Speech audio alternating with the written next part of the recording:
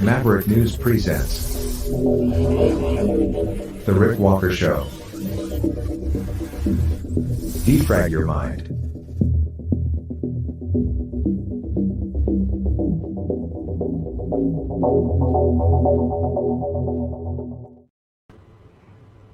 Good evening, everyone. I'm Rick Walker. Welcome back to the Maverick News Channel. Hello, Maverick family and new viewers. Wherever you're tuning in from, welcome. We have an important show and a fun show lined up for you tonight. An informative show and an entertaining show. 2 shows in one. We'll begin with our regular look at the top news stories of the day. And then we're going to move into what is, I think, going to become our regular feature here on Maverick News. Episode 2 of Truespiracies. The news of the day that is so crazy, you won't believe it. It's unbelievable. And yet, so true. What are we going to talk about? We're going to talk about the opening of this Holocaust Museum in Amsterdam. And a lot of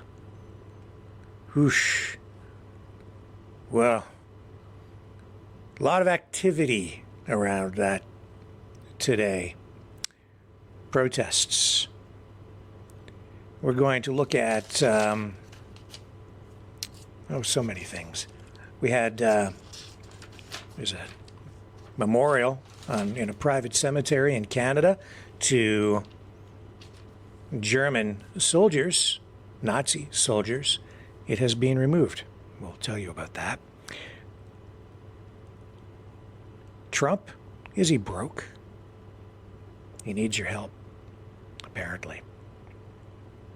And there's a new hit piece, an ad campaign, a negative ad campaign that has been launched against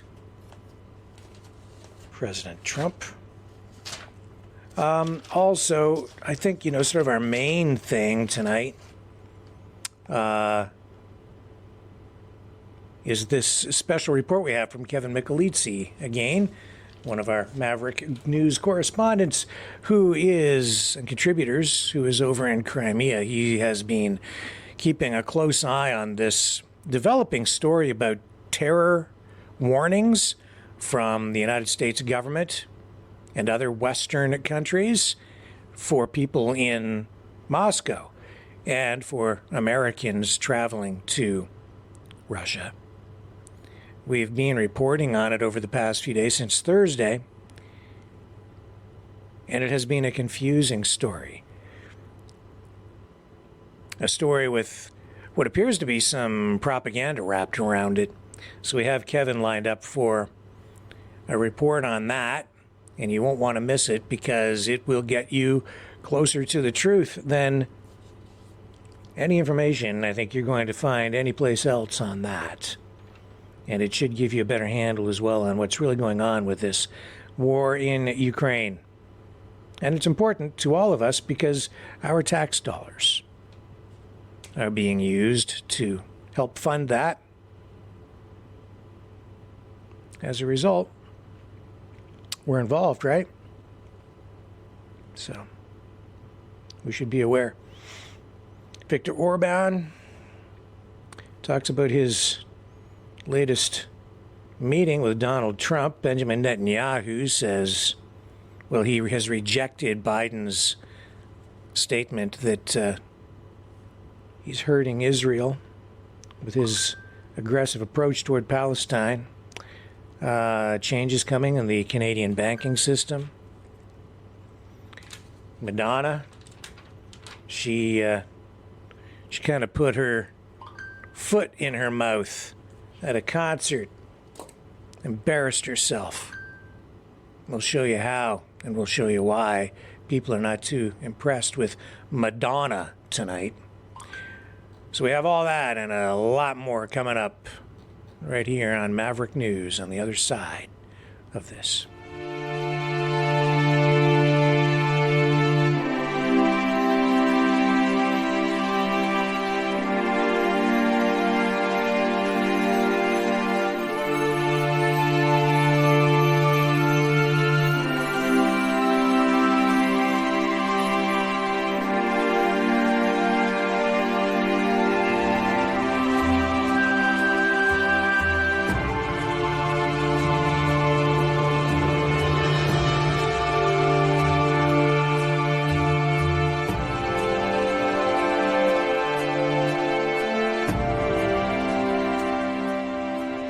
Maverick News. The world is watching.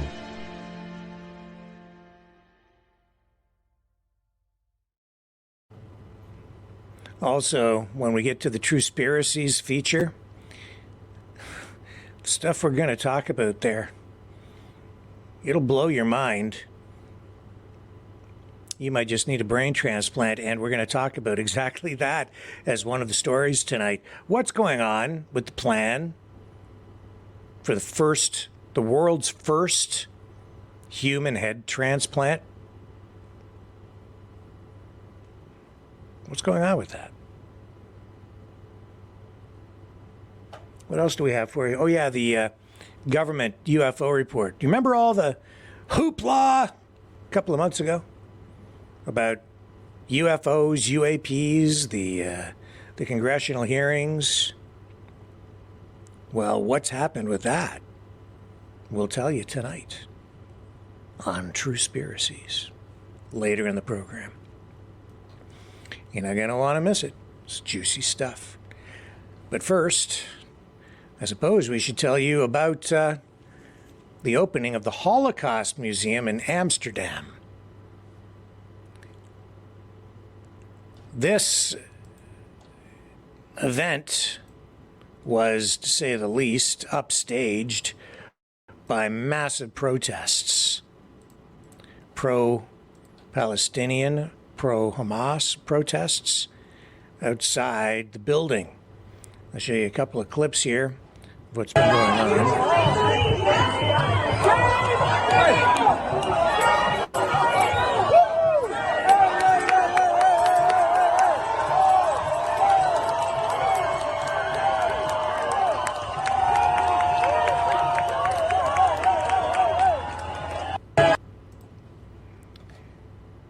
So, with that,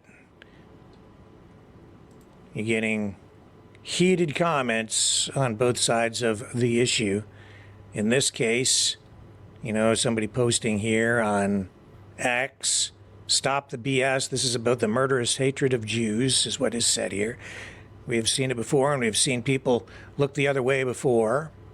Never again. Here's another one. Dutch protesters stage pro-Palestinian demonstration in Amsterdam as new Holocaust museum opens in the city, attended by Israeli President Herzog. Big protests. And we'll show you a little bit of video from here. Different angles, same protest.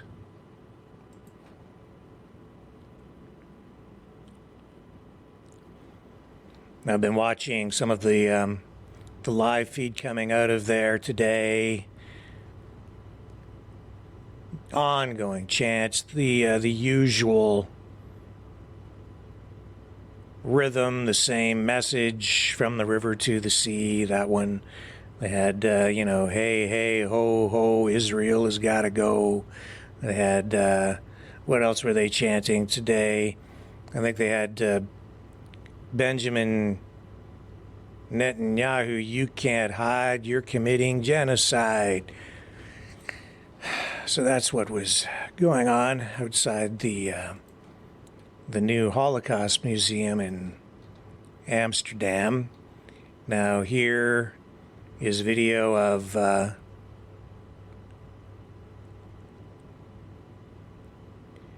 some dignitaries arriving.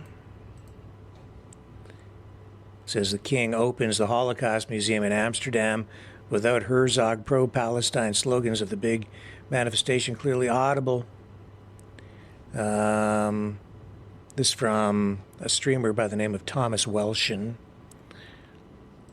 Share that with you, and there's his post on this and his comment.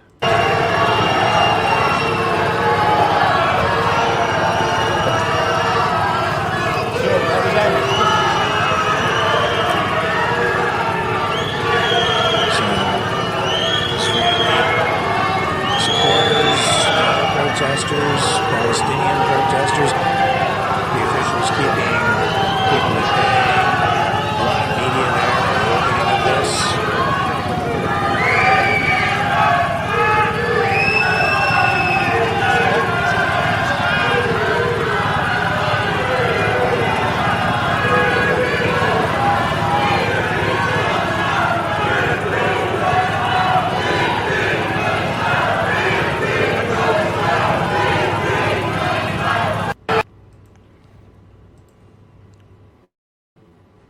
And I've been getting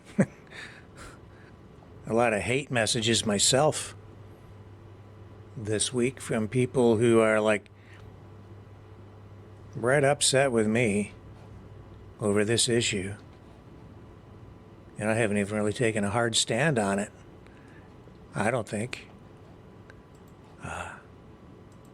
But I'm just not hard enough on one side, you see. So people losing their minds because of me. So there were fireworks there that were ignited. There were eggs thrown at the opening of this Holocaust museum and the Israeli president's visit there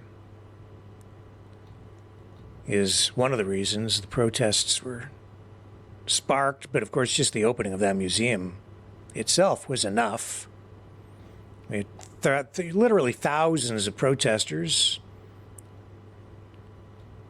chanting in the streets, mostly, the standard slogans, ceasefire now, as you heard there, was one of the things they kept chanting, and that from the river to the sea chant, which many people say means that they want the extermination of the Jewish state, Israel.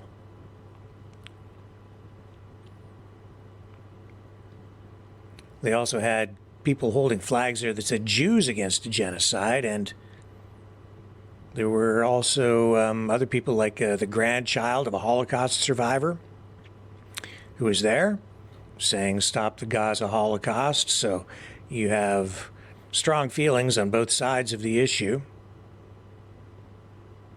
And that's resulted in a lot of people coming out to express their opinions in a visual and vocal way. Dutch Jewish anti-Zionist group Erev Rave organized the protest with the Dutch Palestinian community and Socialists International. Amnesty International put up detour signs around the museum to direct Herzog to the International Court of Justice in The Hague. Isn't that interesting? Amnesty International.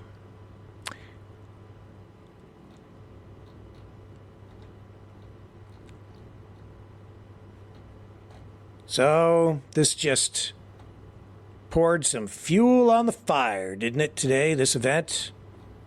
In a pretty substantial way in Amsterdam.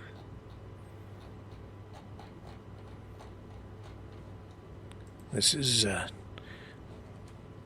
an issue that's been around for a long time. It's going to continue to be around for a while, I think, unless we hit something really dramatic happens. But, this just keeps going on and on and on. And as I said, I've been getting hate mail, hate messages myself. I'm not Jewish and I'm not Palestinian.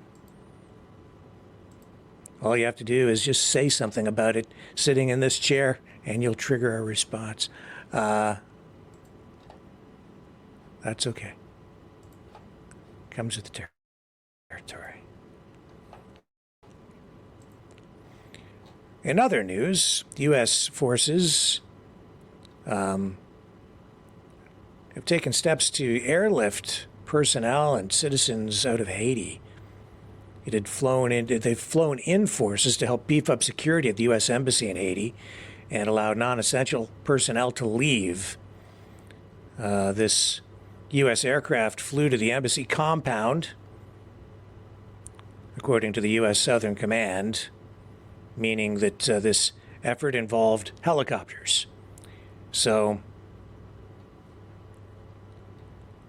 we've got political unrest in Haiti. That country has been in an extremely unstable situation for a long time politically now, and the economy there is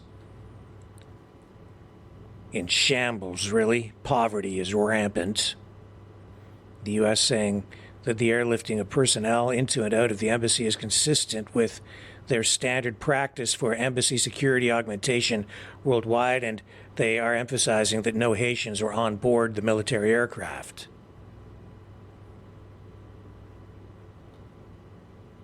Haiti's Prime Minister, Ariel Henry, traveled recently to Kenya to push for the UN-backed deployment of a police force from the East African country to fight the gangs, but a Kenyan court ruled in January such a deployment would be unconstitutional. The statement Sunday from the United States remains focused on aiding Haitian police in arranging some kind of UN-authorized security deployment, but so far, everything tried has been unsuccessful. So the Office of the Dominican Republic, or Dominican President Luis Abinader, yesterday issued a statement saying that Henry is not welcome in the Dominican Republic for safety reasons. The Dominican Republic, of course, which shares the island of Hispaniola with Haiti, has closed its land border. I mean, they're basically one place with a border erected between them. They're right next to each other.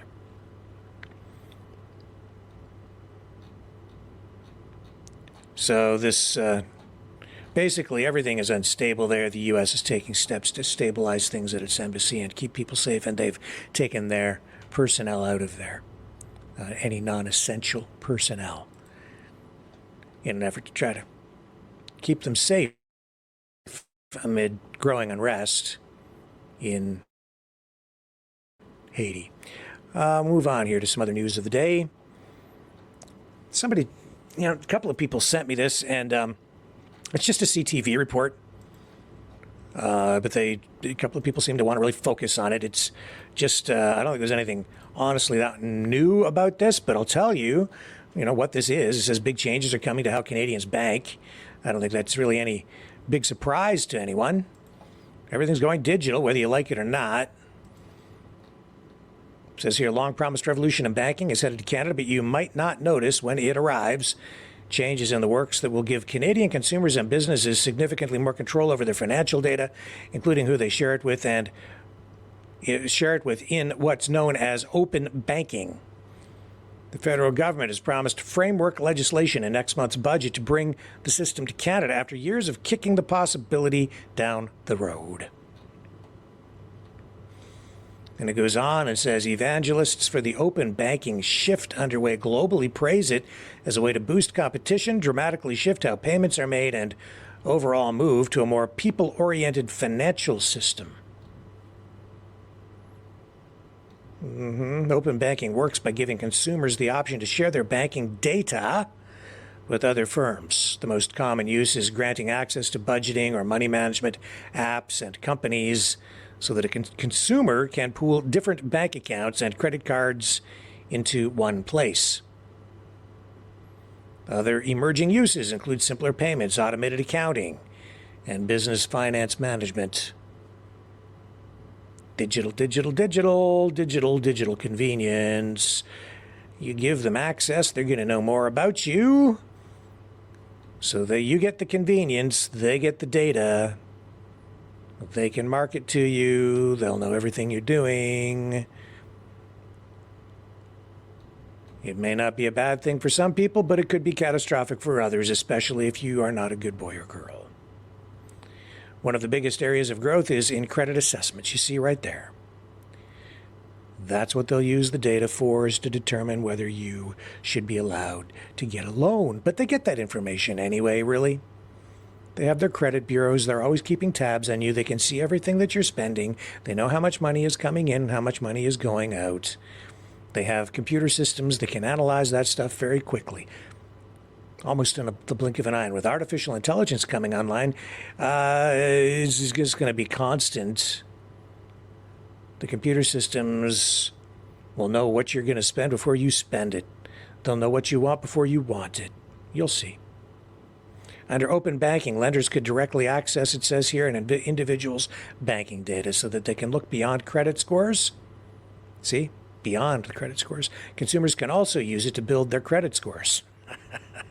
For example, proving reliable rent payments. Don't be late, or the artificial intelligence brain might shut you down by shutting you out, by cutting you off. It says here it drives financial inclusion. It's democratizing data for them. It's a significant social movement and social progression following the steps of what's happening in the rest of the developed world and even a lot of developing countries. Even with safeguards in place to make it secure, it will likely take a lot of work to convince Canadians to trust the system. No kidding.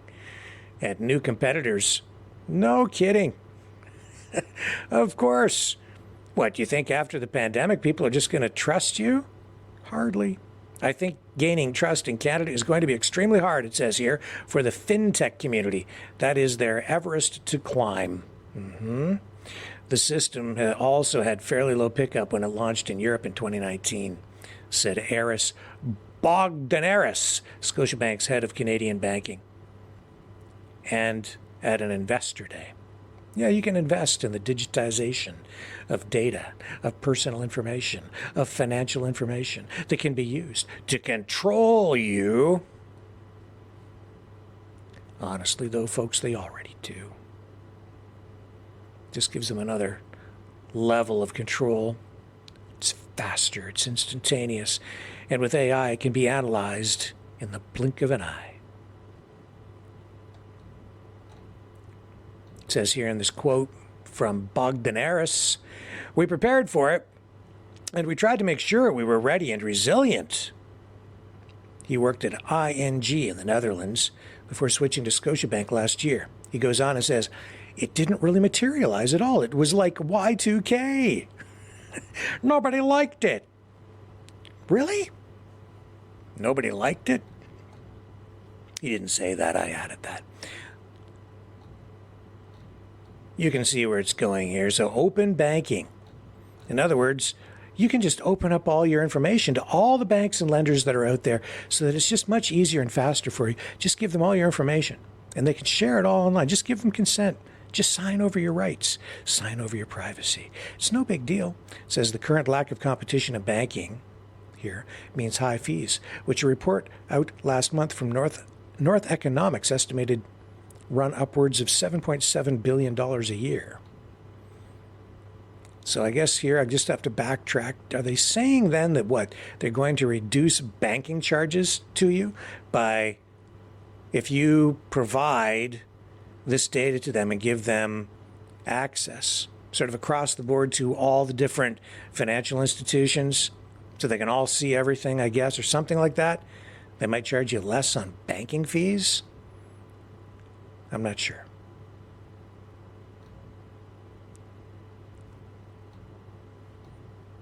Proponents say it takes time for momentum to gather and for people to understand and to trust it.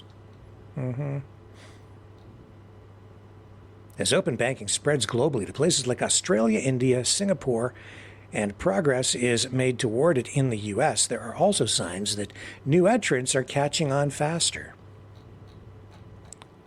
Are you afraid? Are you very, very afraid? It's inevitable. Digital banking. It is upon us, even as we speak. A driver has been arrested after crashing his car into the gates of Buckingham Palace in London. So, he's been arrested on suspicion of criminal damage, according to police in London, England.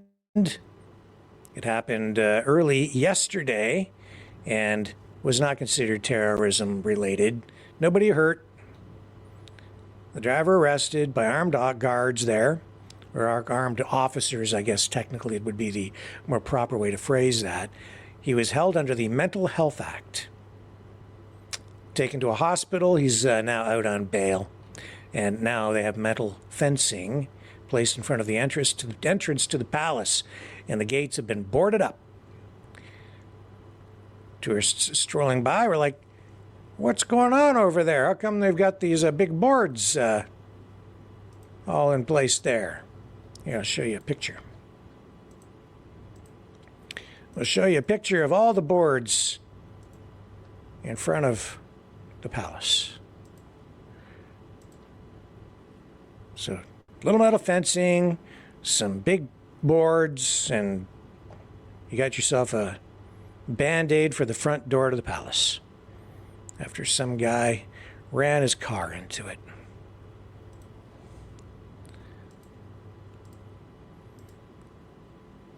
That's a true story. There's a monument in a private cemetery in Oakville, Ontario that has been a sore point for some people for a long time. But it's down now. It was located within West Oak Memorial Gardens, a 100-acre private cemetery, which is owned by St. Volodymyr Ukrainian Cemetery. It was dedicated to the 14th Waffen Grenadier Division of the SS, which in World War II was a Nazi military unit, which was comprised of predominantly Ukrainian soldiers during, as I say, the Second World War. So this monument went up back in 1988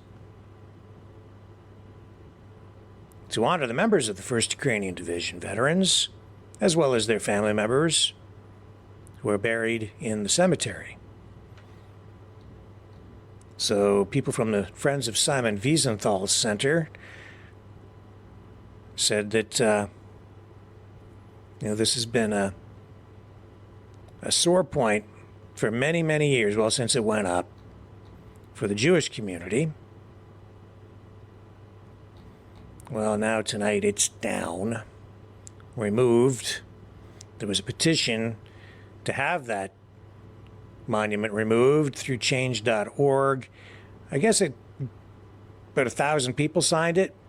It was launched back in 2020. Honestly, there have been media reports about this in the past, but it has not really been, something that has been on the radar for a lot of people. Nevertheless, the mayor of Oakville, Rob Burton, when that petition was launched, came out and said that he found the monument repugnant. It said there was nothing the municipality could do to have it taken down because it was on private property in a private cemetery. The municipality had really no ability or jurisdiction to do anything about it.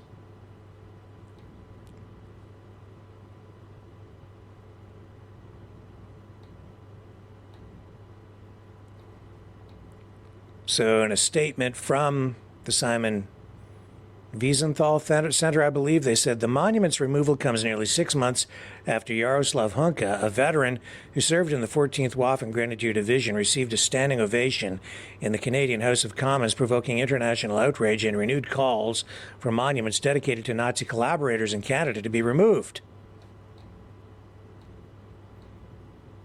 In the fall, after the Hunka affair, we saw a group of local neo-Nazis make a pilgrimage to this monument, which is deeply distressing. The statement goes on.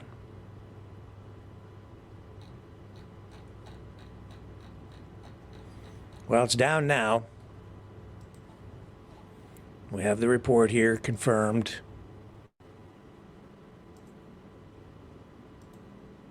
So, there you go.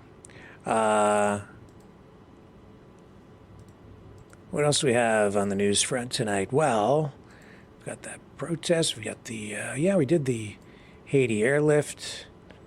Benjamin Netanyahu has rejected the criticism from Joe Biden earlier this week that Netanyahu is hurting Israel. Netanyahu says, his policies have the support of most Israelis. Of course, last night on Strange Bedfellows with Lori, we had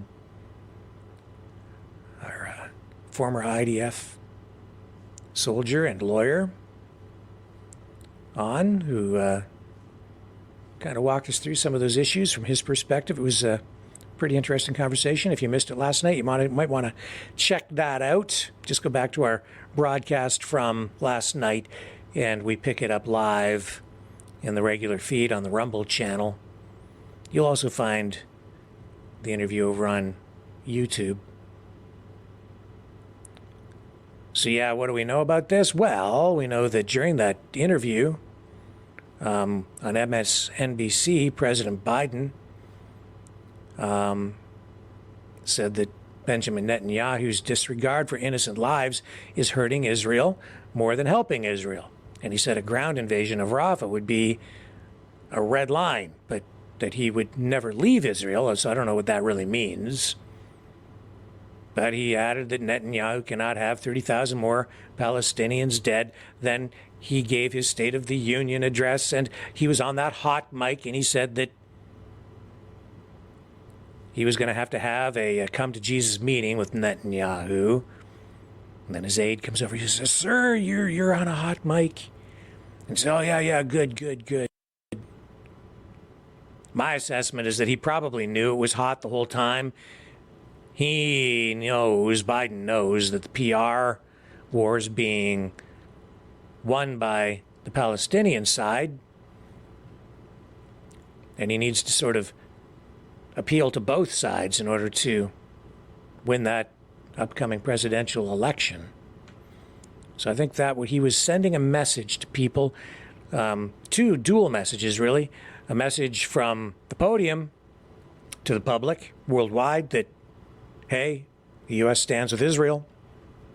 And then on the hot mic, he's sending another message, again to the people, but a select group, which would be the pro-Palestine side, saying, I'm gonna get tough with Benjamin Netanyahu, so he's and hold his feet to the fire on this issue. Because he needs, and I think Lori was right on the program last night when she pointed out that there's certain states like Michigan where you have really large Muslim populations, and Biden needs those votes because it is so close with Trump. And then Netanyahu fires back now with this interview in Politico saying that the majority or the overwhelming majority of Israelis support what he's doing. We're seeing tons and tons of people getting, active in the streets, protests worldwide still going on, roads, infrastructure being blocked in many cases, even in Canada. The death toll in Gaza being reported now at about 30,000, 31,000. Starvation now becoming a growing concern as there have been accounts of some people actually starving to death now. In Gaza, the Israeli military said that at least 247 of their soldiers have been killed since October 7th.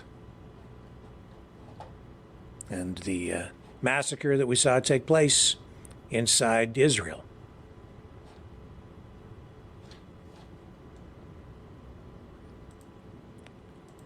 It goes on. Viktor Orban recently just finished up a visit with Donald Trump. And as he wrapped that up, I don't know if you call this an endorsement or not, but it's a pretty darn close to an endorsement if I ever saw one. Really, really close to an endorsement. I don't know what else he could do. I'm going to say it is an endorsement. Viktor Orban coming out and basically saying that he supports Donald Trump in this video. I don't know if you saw the video the other night, but he did meet with President Trump at Mar-a-Lago. Now Viktor Orban, Hungary, comes out with this. Here we go. Véget ért a találkozom Donald Trump elnök úrral. My meeting with President Donald Trump. President Trump was a president of peace. Elnöke volt, tiszteletet parancsol. He commanded respect in the world. There's a picture of him on the cover of Time. That's from, I think, the J6 incident. Maybe not. No, he doesn't have his coat on. A világban, és ezzel megteremtett a békefejlesztés. And thus he created the conditions for peace, he said. During his presidency, there was peace in the Middle East. Béke volt a Közel-Keleten, és béke volt and peace in Ukraine. Ukrajnában is. Ma sem lenne háború. And there would be no war today if he were still president of the United Egyipti States. Államok elnöke. There's Egyetért video of him meeting with Trump during his visit. We agreed that there tettünk will be abban, hogy béke peace akkor lesz, ha lesznek a when there are world világnak leaders olyan vezetői, akik békét akarnak. who want peace. Büszke vagyok I arra, am hogy proud Magyarország that Hungary is one of those ezek közül az countries. országok közé tartozik. Abban is We also agreed az amerikai-magyar that there's still gazdasági much kapcsolatokban potential még sok lehetőség in U.S.-Hungarian economic relations, van, bár a although our trade kereskedelmi turnover forgalmunk meghaladta a 9 milliárd has grown to more than $9 billion. dollár. Itt nem akarunk We do not want to stop megállni. there. Ha az elnök úr visszatér, When the president akkor returns, újabb lendületet we'll fogunk give new adni impetus to az amerikai-magyar U.S.-Hungarian trade relations. kereskedelmi kapcsolatokban. Here in America, the campaign is in full swing. I'm going to turn the audio down on that. And indeed is rushing ahead. It is up to Americans to make their own decision, and it is up to us Hungarians to frankly admit that it would be better for the world and better for Hungary too if President Donald Trump were to return to power. And there you have it. Wow. If that isn't an endorsement, I don't know what is. Looks like Trump needs all the help he can get because it's a pretty close race, and he's still dealing with all the lawfare out there. I'll tell you too, when he got into politics as a presidential candidate, remember he was like, I've got all this money, nobody can buy me. People were of the opinion, really, I think, that Donald Trump doesn't need your money. It's one of the reasons the people voted for him, because he's rich. Yet here he is tonight asking for, you got it, money. It's expensive to run a presidential campaign, and it's expensive to defend yourself in court. And I don't know that I've never seen anybody facing as many lawsuits as Donald J. Trump.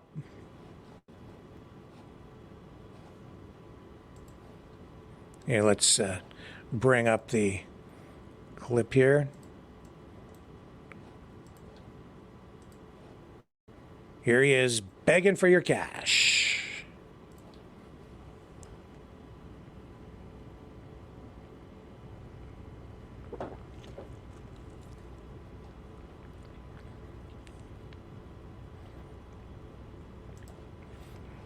Humbly.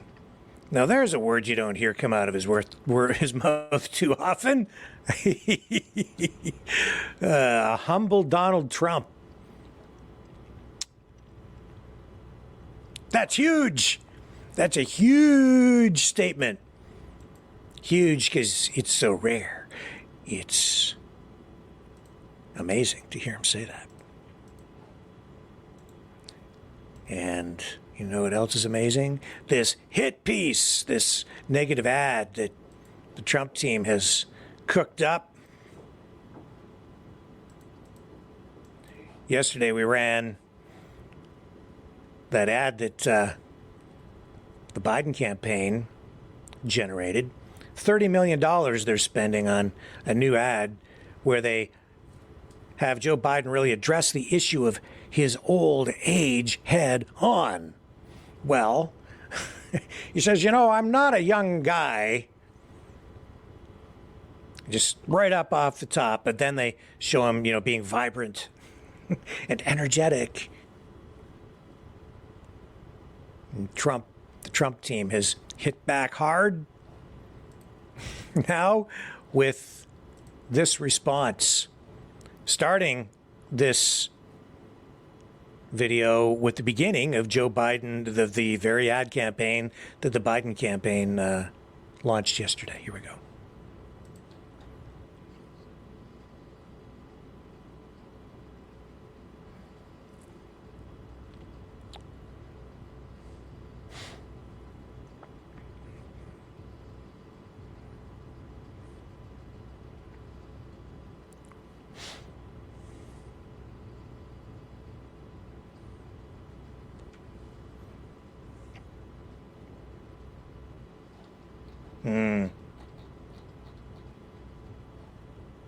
I'm sorry, I guess there's no audio on these clips again. I do apologize, guys. I tried to fix it today, and I'm not sure exactly what the problem with the mixer is. Let me just check my audio settings here. That's why it has flipped over to a different audio input on its own because my computer is possessed. Let's try this, shall we? Let me just, I'll tell you what, let me backtrack on this. And you tell me, this should bring the audio back up. Okay, you tell me if we have audio. Because I think I figured the audio issue out earlier today. This should fix it. You tell me.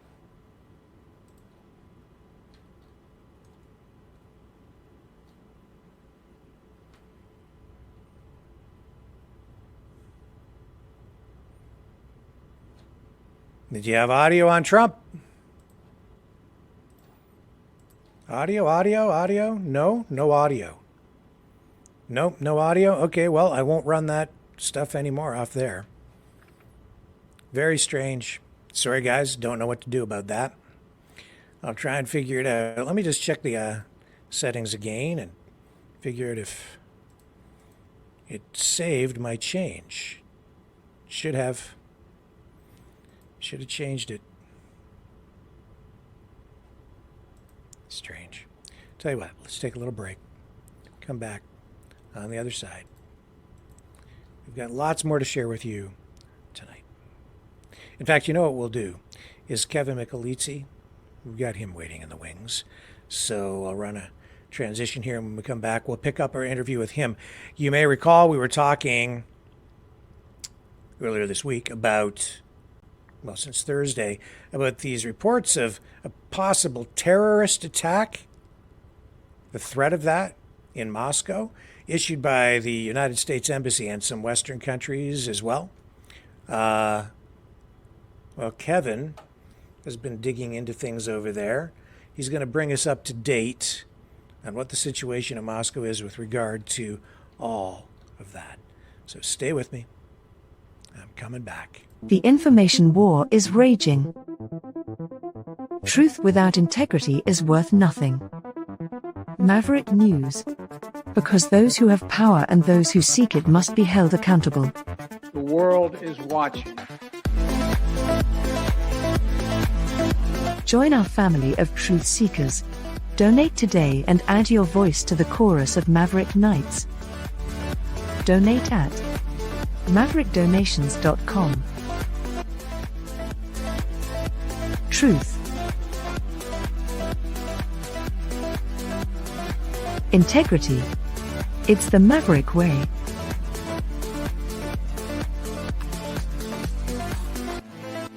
Maverick News. The world is watching.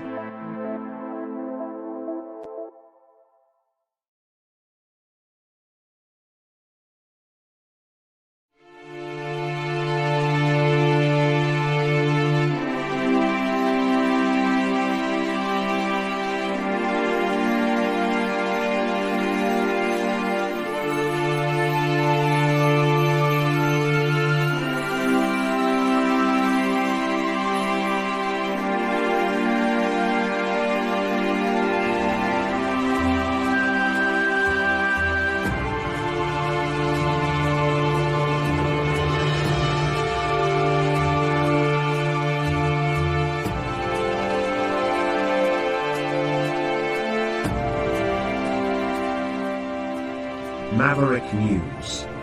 The world is watching.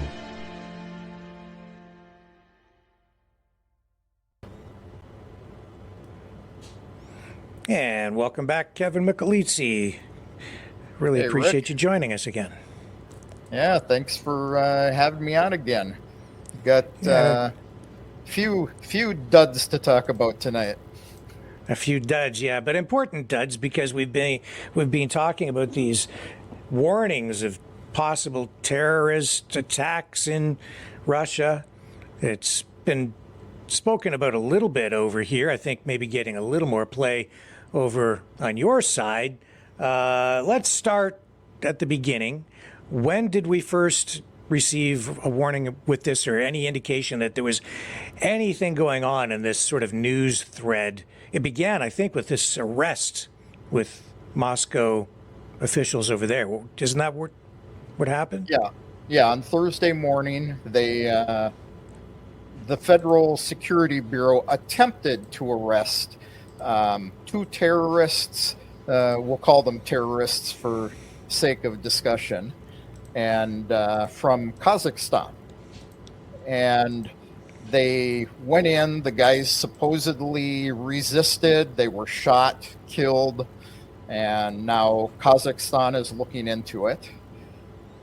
We received this video, and actually I got this video from your end of the world. So yeah, so this was Thursday, and the thing that threw me about this is that squad car is not a police car. So I had to do some digging. That's actually a Ministry of Internal Affairs car. That's Which interesting. doesn't make sense in the realm of this. Yeah. So the Ministry of Internal Affairs, what would be their area of jurisdiction? What is it that they oversee? Are they involved in policing of any kind? They are not. The police here are all part of the military, and police cars, highway patrol, any of the official cars are all white with a stripe. If it's a red stripe, it is, like border security. I don't know what Ministry of Internal Affairs would be doing there. So, could be an investigator. I don't know. But police cars, any official cars that the military or the police use, are all white with the flag down the side of them. So what does the Ministry of Internal Affairs do? Do you have clarity on that for us? Like, do they... they're kind of responsible for a lot of things. Immigration... they're the guys that send the agents out to arrest you if you overstay your visa. So it would make sense in a way for them to be there, because these two people arrested were from Kazakhstan. Yeah. So an immigration issue, I guess, in that way. Yeah. What about anything else in this video that kind of threw you off? I mean, what we're saying here is you were concerned that it might be fake at one point. Do you think it is authentic, or do you think that any of it has been fabricated or adjusted? The initial one that I saw, I felt had some bad parts in it. Like I say, the Ministry of Internal Affairs car still throws me. And but these guys that you just saw with looks like they have small backpacks on their back, those are FSB guys in FSB investigative uniforms. So we see these kinds of takedowns occur, I don't know, once a week, once every couple of weeks. It's a common occurrence. It's gotten more often recently.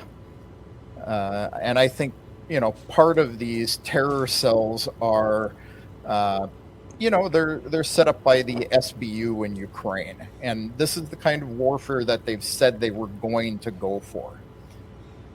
So the only thing that I really see that's odd, there's some of the actions in this video, I don't know. Usually you don't see the guys killed, so, the way they're showing the evidence and stuff, usually they line up passports, things like that. So it's really hard for me to say. The Ministry of Interior is responsible for drafting and implementing government policy, legal regulations around internal affairs in the country and migration. So I see. I would have expected to see a squad car there, but the FSB is usually showing up in, a white van or an unmarked car. So these two suspects were, I think the word that was used was, were liquidated, killed Yep. at the scene. That's why that video is digitized, blurred out. And these guys throw me a little bit too. You've got, we've gone from the FSB guys who were FSB guys to guys in jeans with hoods on, black jackets, blue gloves. I have no doubt that the arrests were made, but I'm not sure of the authenticity of the rest of this video. Could be perfectly fine. The chemicals here, do you have any idea what that stuff is? Looks like maybe ammonia or like what are they getting at here? They're trying to say this is like for making bombs or what? Yeah, I don't know what that one is. This particular bottle is acetone. Okay. Well, that's what the red label on the label says is acetone. Well, I have some of that in my garage, but I'm not making anything bad with it. I've got a Some painting 5-liter stuff. jug of it out here too. So, So I wonder what they're suggesting was being done with these things, because I didn't see in the reports here, or even the reports that I found from over there, any indication as to what exactly they might have been doing. No, nothing to say that they were making explosives, just no information.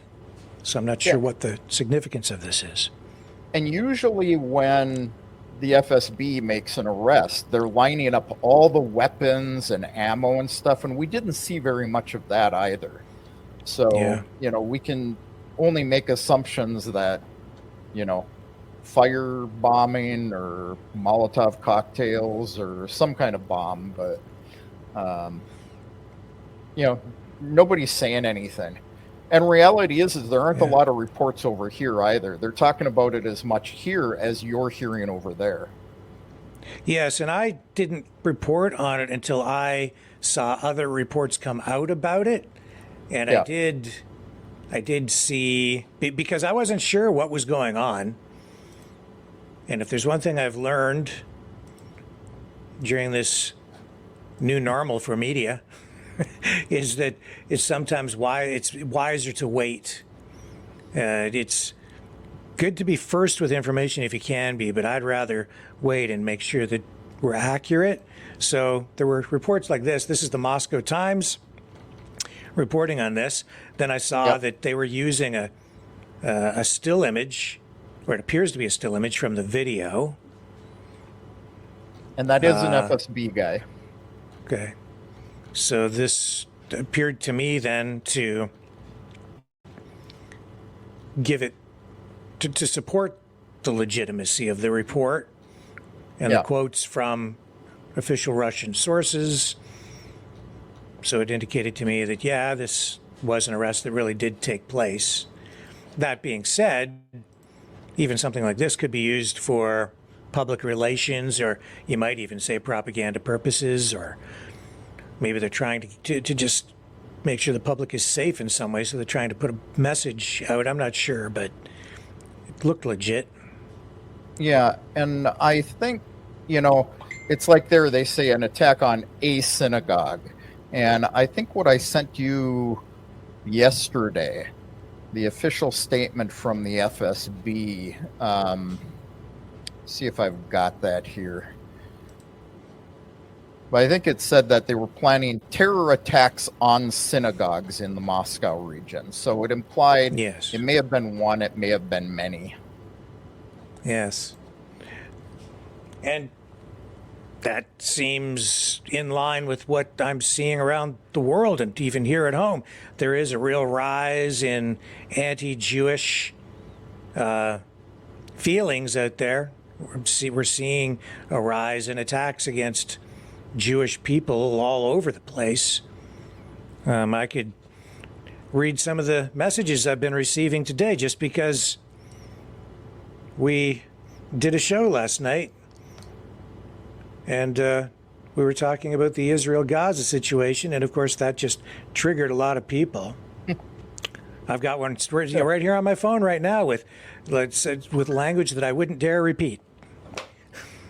Well, it's kind of like the the airport thing in Dagestan. I think we get some outside forces involved in it, and they get people stirred up. That was aimed at Jews as well. There's Jews on that plane; they should be sent home. So I think this has some play in it anyway. Yeah, but like I say, we have these arrests all the time. I'm looking at a notice here from the day before, Wednesday, that says the FSB in Crimea stopped the activities of an Islamist cell in Crimea, and that's the whole thing. It was reported by the FSB of Russia, and the next day they had a 3-sentence blurb that these guys were put in prison for I don't remember how long it was, several years, and that's it. Nobody talks about it. So we have this. It does appear that this was a legitimate story. Yeah. It looks like these two guys were killed. We have, I guess, intelligence officials from Kazakhstan looking into it as well for whatever reasons they might want to. So they're investigating. But then after Thursday, things were amplified because we got this announcement of some kind, right, from the U.S.? Yeah, it started Thursday, probably around 11 o'clock in the morning. The U.S. Embassy put out this warning that Americans should not come to Moscow. They should, avoid gathering in large groups or being anywhere where there's large groups of people for the next 48 hours. So we can assume they meant, Thursday and Friday. Friday was a holiday here where there's typically large gatherings because of International Women's Day. But here we are on Sunday, nothing's happened.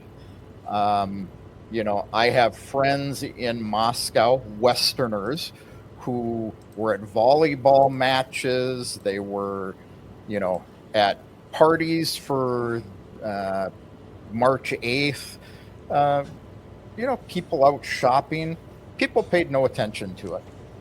And then, of course, on top of it, we had the UK, and then we followed that with Germany and Spain and several other Western European countries. And that got tied into this terror attack thing somehow. And I think they're two totally separate things. I think it's maybe the West using that arrest as maybe some kind of a propaganda piece. I've had some people say, well, gee, maybe the U.S. found out about it, U.S. intelligence, and they told the Russians, and the Russians went in and arrested these guys. I have been told by sources who know for a fact that this was an investigation that was going on for a little while anyway, as they usually are. And there was no indication that the U.S. or any of these other Western countries notified authorities in Russia about any of this. It seems like, and the information we seem to have is that the warning was just issued with no consultation or communication with the Kremlin. Is that right? Yeah, and I saw one report that said they did not notify the Russian authorities. How anyone would know that, I don't know. Even here, we have some news sources that aren't particularly truthful all the time. Add a little spin to it, I did see some independent reports about that. Well, not the arrests, but the liquidation of those two Kazakhstani terrorists, indicating that they just threw in there that it was a CIA-backed thing. But, I mean, how the hell would they know? Like, maybe it is, maybe it isn't. I don't know. Yeah, I agree. No way of telling. And if it was, would the CIA be pushing a bunch of embassies to all of a sudden release these notices? I actually think this was more likely, a way to get Westerners to stop coming to Russia. A lot of tourists here right now. It's the time of year where, we've got Germans and Irishmen, a lot of Europeans, even visiting Crimea. And migration here of Westerners has been growing. A year ago, there was something like 300 Westerners. Now it's in the several thousand range of people applying to live here or people working here. And we're talking about Americans in those numbers. The numbers of foreigners is, larger than that. But there's a big push for Westerners. We get this a lot. My wife and I actually make, some income helping people migrate here. And we, over the last 6 months, have been contacted almost on a daily basis by people looking for help to migrate to Russia. And, maybe it was using the opportunity of these arrests to, say, hey, Westerners, it's dangerous, don't go to this country. Something that just last week, there was a youth conference up near Moscow. The World Youth Conference, yeah. Yeah. And here, a lot of children, teenagers from foreign countries were there. This group of foreign students was actually brought here to Crimea, and they were put up for 3 days by the Russian government to show them what it was really like in Crimea. And they interviewed some of these students, and the interviews I saw, some of the kids were saying, gee, you've got nice roads here. We've been told that Russia has destroyed everything on the Crimean Peninsula. You don't have electricity. You've got, the roads are all torn up. Things are in disrepair. One kid said, gee, we didn't think you even had lights here anymore.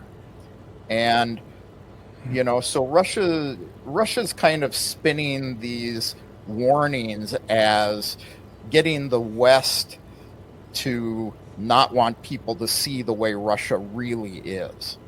And I could buy into that. I have no proof of that, but, it kind of makes sense.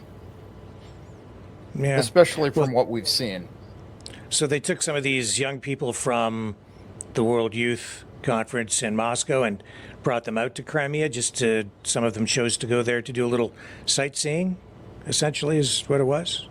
Yeah, they offered to bring them here at the cost of the Russian government to let them do some sightseeing, see the beauty of Crimea.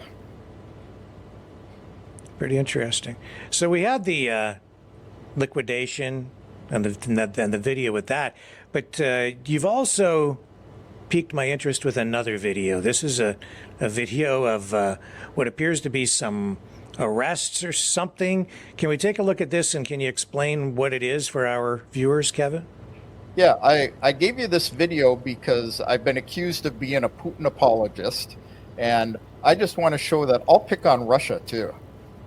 So supposedly, this is the Ukrainian military commissars who stopped a van of 34 people, 34 men, trying to evade military service, supposedly paid 10,000 euros apiece to be taken across the Romanian border.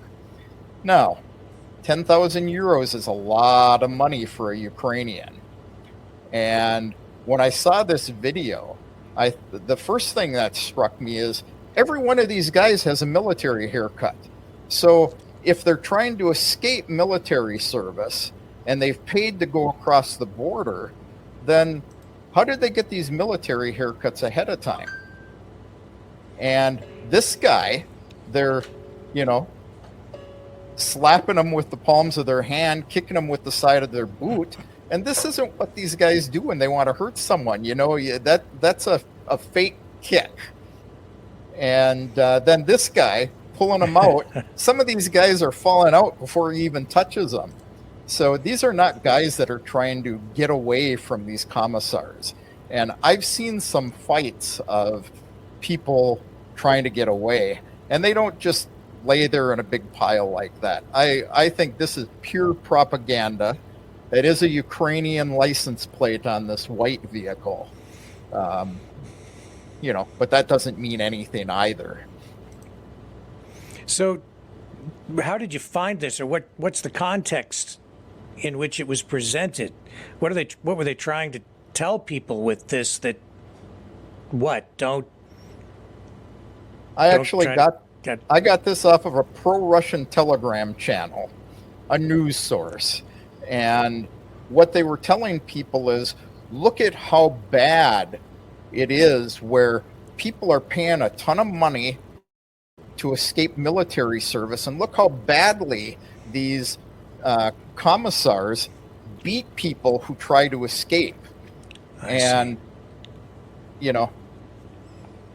seen real ones, and it's usually they're going after one or two guys, and this one was just, this one said fake all over it. And you see the way he's hitting him on the head. It's like slapping him. I don't think that's the way they would do it. Yeah, one hand. And then with the side of the boot. No, if you were trying to, if they would use the toe of their boot, I think. And then this, it's the guy jumped out of the van. Did you see that? Yeah, he's jumping. And the one guy in the red, after he's out and they're pulling another guy out, he's covering his head with one hand. And he's just one after the other. He's super strong. He's like a super commissar man. He's beating them so hard they can't get up and they can't run. Yeah. If you've got 34 guys trying to evade military service and avoiding going to, this was termed as avoiding going to the meat grinder. They don't have that many guys pulling them out. Some of these guys would be getting up and running. Well, tonight is the Academy Awards, and I think they should make a new best film. Yeah, or best fake video. Yeah. Yeah. Yeah, that's funny. People should know that Russia puts out a good amount of propaganda too. Everybody does. Yes, that's true. And I get people that argue with me, no, the Russian media is so honest. RT is a fairly good source of news, but they're also probably the second largest propaganda machine here. The first one being the Moscow Times. Well, we have our share of propaganda on this side too. Some stuff you can believe, other stuff it has an agenda behind it, right? Yeah. So. And I think there was an agenda behind this whole embassy warning thing. Like I say, we're basically 4 days later, and they still have this notice up there. I looked at it just before we came on the air. So. Yeah. Well, when I reported, I provided something of an update last night, I said I didn't see any indication that the warning had been rescinded. It seemed to still be in effect, and 48 hours had gone by, no indication of any problems over there. And people, I guess, really didn't take much note of it, right? Because did the Russian officials respond in any way to what the American warnings were saying? The only thing, and I don't remember what official it was. If I was going to put a name to it, I'd probably say Medvedev, because he's kind of like our Lindsey Graham over here. But somebody said, it's just the Western countries not wanting people to come and see what Moscow and Russia is really like. They want to maintain that bad guy attitude and don't want people to see that life is normal here. Well, I'm glad that you were able to join us today and kind of help us understand what has really been going on with this. as I've reported on it piecemeal over the past few days, the information has been, it's been difficult to understand what it all means and kind of bring it all together. I said, and from the very beginning, I don't really know what's going on with this. It seems a little bit strange. So I'm really appreciative of your efforts here, Kevin. Yeah, I don't think I'm helping you put a nail in it at all, but Yeah. I think we can definitely say that the terror attack thing is a regular occurrence, and it's a separate thing from the the warnings. Maybe the warnings were issued as just a jumping off point from those arrests. All right. Is there anything else you'd like to draw our attention to today? Anything you think we've missed? Nope, I don't think so. All right. Kevin Michelizzi, and just one more time, tell people how to find your work when you're not here. When I'm not here, you can find me on YouTube at American Crimea or at InfoWars Press. All right. Thank you, Kevin Michelizzi. We'll be back, folks. Thank you, Rick. Right after this.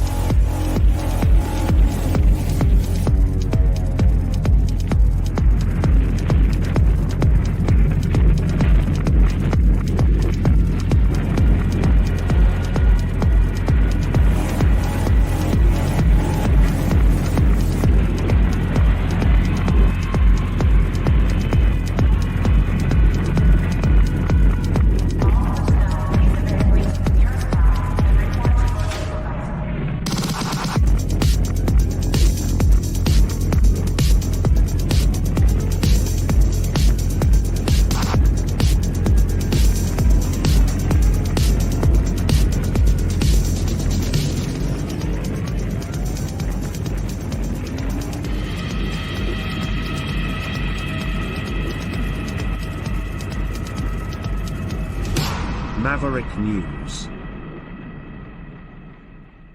The world is watching.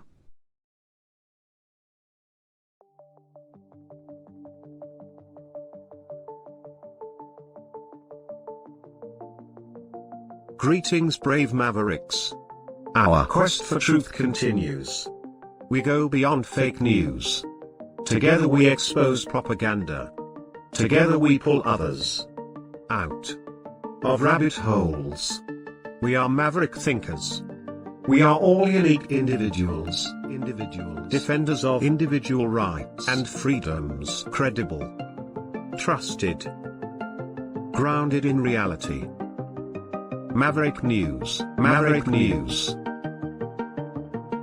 Defending free speech, free speech. Donate at freedomreporters.com. Do it now. Tomorrow may be too late.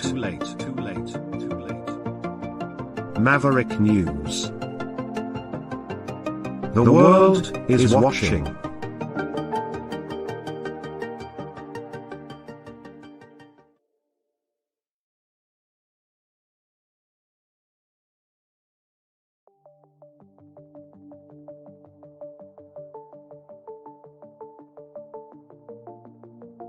Greetings, brave Mavericks. Our quest for truth continues. We go beyond fake news. Together we expose propaganda.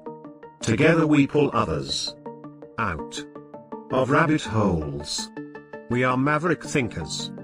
We are all unique individuals, defenders of individual rights and freedoms, credible, trusted, grounded in reality. Maverick News, Maverick News. Defending free speech, free speech. Donate at freedomreporters.com. Do it now. Tomorrow may be too late. Maverick News. The world is watching.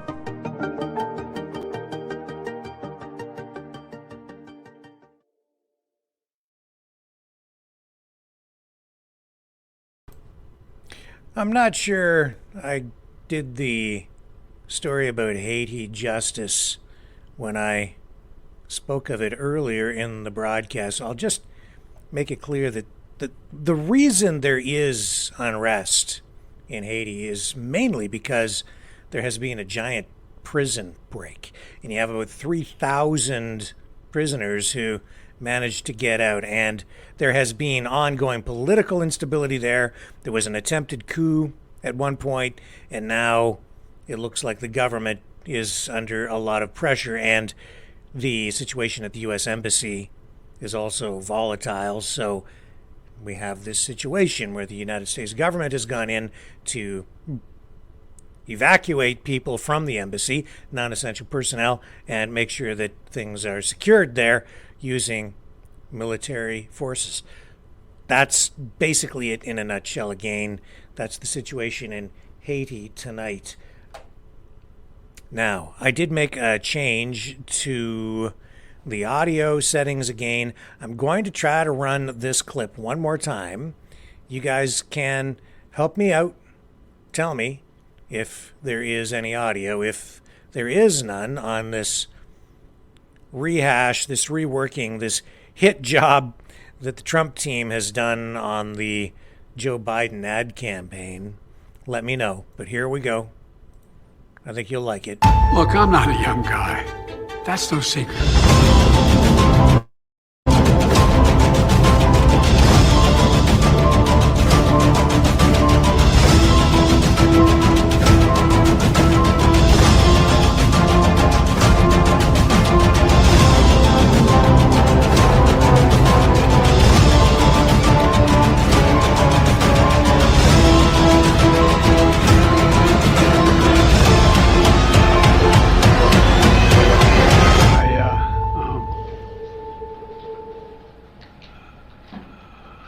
Anyway.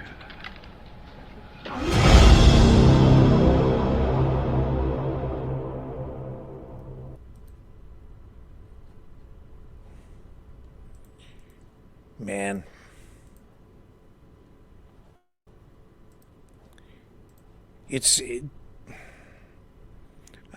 I feel a bunch of things when I watch that. I'm scared watching it. I'm concerned. I'm not really angry, but I do feel sorry for him. Isn't that odd? Not odd. I do pity him. I feel like they're almost abusing an old man watching that, and even just watching his performance day to day. And in the $30 million ad campaign ad that they unveiled yesterday, it was produced, multiple takes. It makes him look a lot better than he really is because of the use of production. Let's go back to this other clip, and again, now that was an alternative source for that video, but let's go back and see if I can pick up this Trump clip for you. Again, you guys tell me in the chat if we have audio, because I did make an additional change here, and hopefully this works.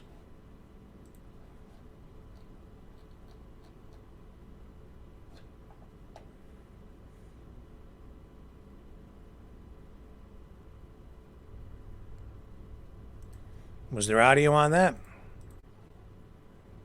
You tell me in the chat. Nope, no audio. Okay, so that's kind of weird. I'm going to keep that one aside. And very strange. Something is different is going on with the source for those. So noted. Let's move on. It's just about time to get into our feature tonight, our Truespiracies, episode 2. You guys ready for that? We're going to talk about human head transplant.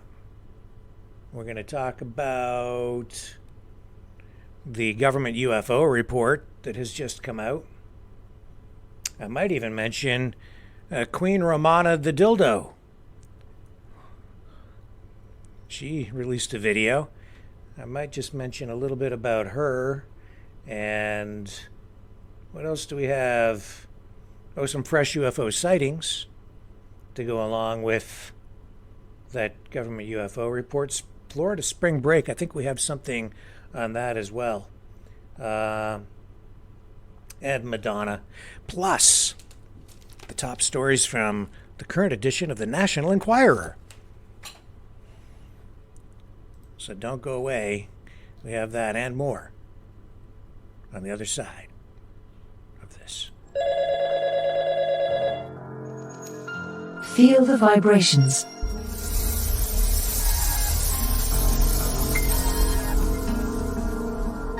Our quest continues.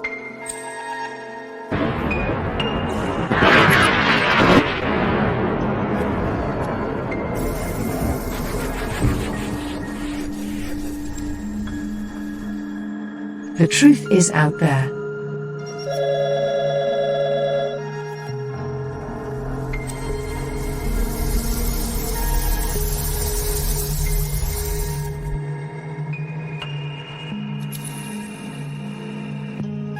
We are Mavericks.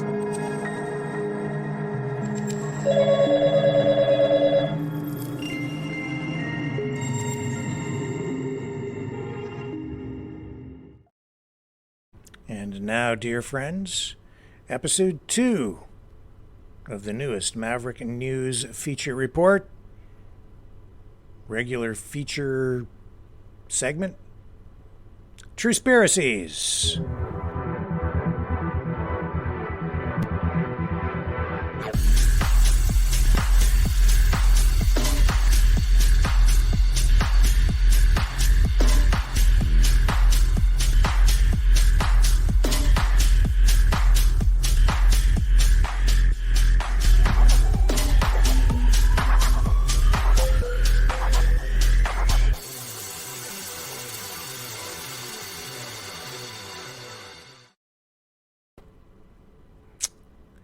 Welcome to Truespiracies, where the news is unbelievable. Let's kick things off tonight with a little UFO talk. There is a new government report from the Pentagon talking about UFOs, analyzing all these reports. There was a lot of hoopla surrounding investigations, talking about releasing government documents. We saw that David Grush come forward, other whistleblowers saying, oh yes, these things exist. Not only do they exist, they are in the government of the United States is in possession of these UFOs. They are reverse engineering them.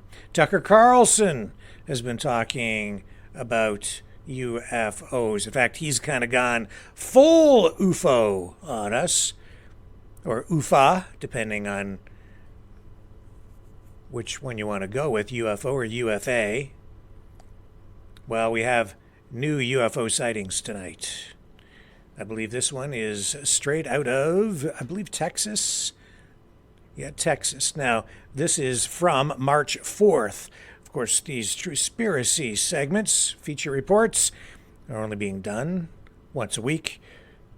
So we have to rewind to March the 4th, but still very current. And I'm sure the majority of you have not seen this fresh new UFO video. Here it is, and a little bit of audio there too. Let me know if you can hear the audio on this one, folks. It is it's only just at one point during somebody speaking, but let's check it out.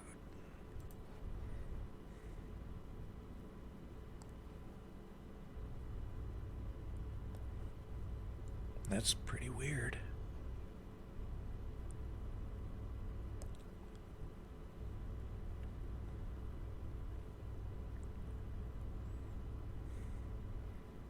What is it? I do not know. Pretty weird.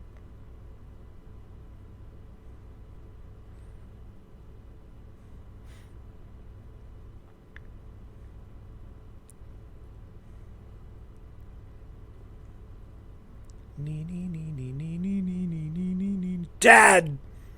Dad! My dad's gone! He got beamed up. They're probably conducting experiments on his brain right now, even as we speak. Dad's brain. There's a name, there's a title for a great movie. Dad's Brain. Starring Kurt Russell. Do you remember Spock's brain? The Star Trek episode? When they took his brain out and stuck it in a thing, and he was kind of running a whole planet. Anyway, here's another UFO sighting from this past week. Again, let me just check the location on this one. This was... I'm not sure. They don't really give us a location here. But it says it's 100% certified as real clip. Whatever that means. I guess it's a real clip. But is the UFO authentic?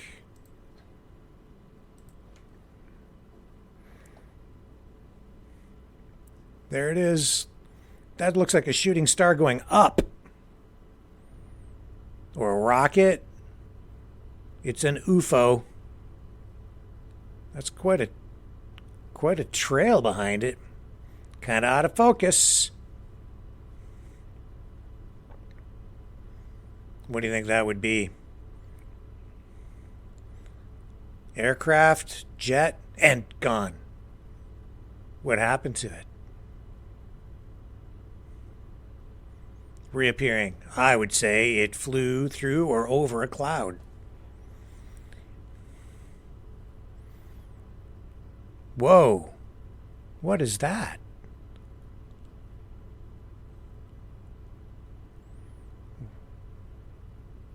What is that?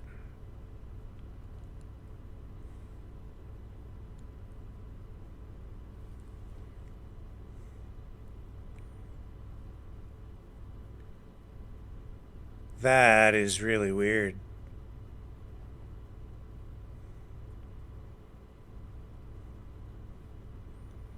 It's a flying object, and it's definitely unidentified. Or maybe more than one. What is that?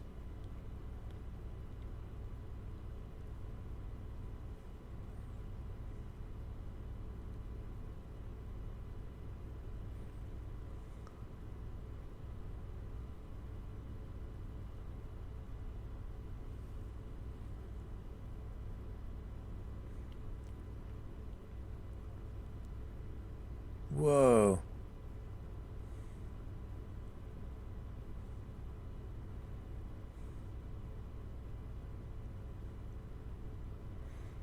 Does anybody in the chat know what the heck that is?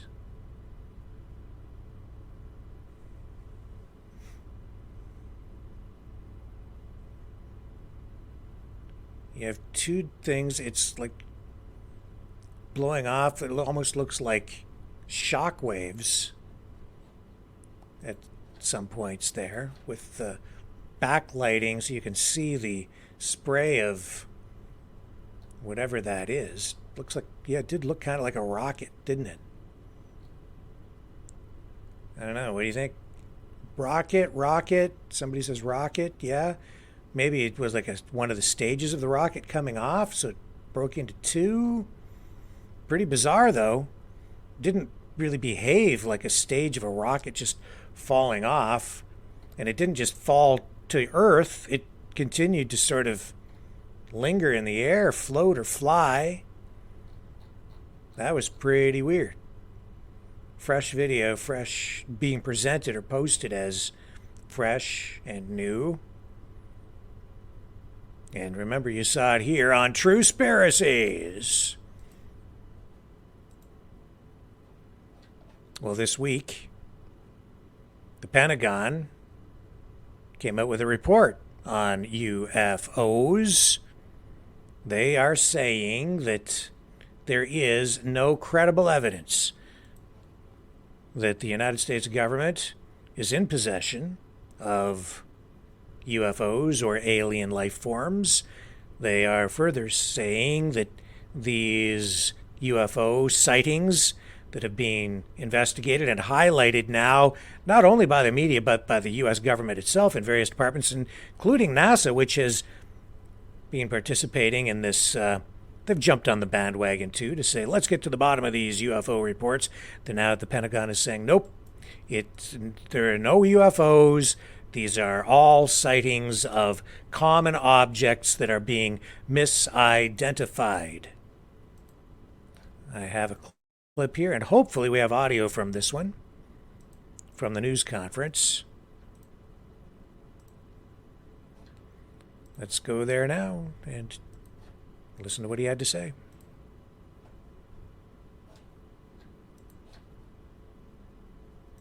Let me know if there's audio.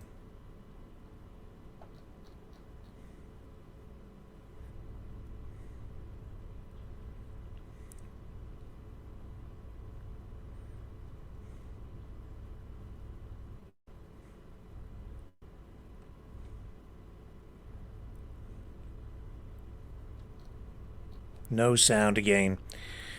Very frustrating. Okay. No problem. We'll just dump out of it. He says there's no credible evidence. And I'll just... He says there is no verifiable evidence that any UAP sighting, and I'll bring it up and I'll listen to it and give you the audio. Here, let me just bring it back. I'll run the video, and I will verbally tell you what the guy is saying. How about that?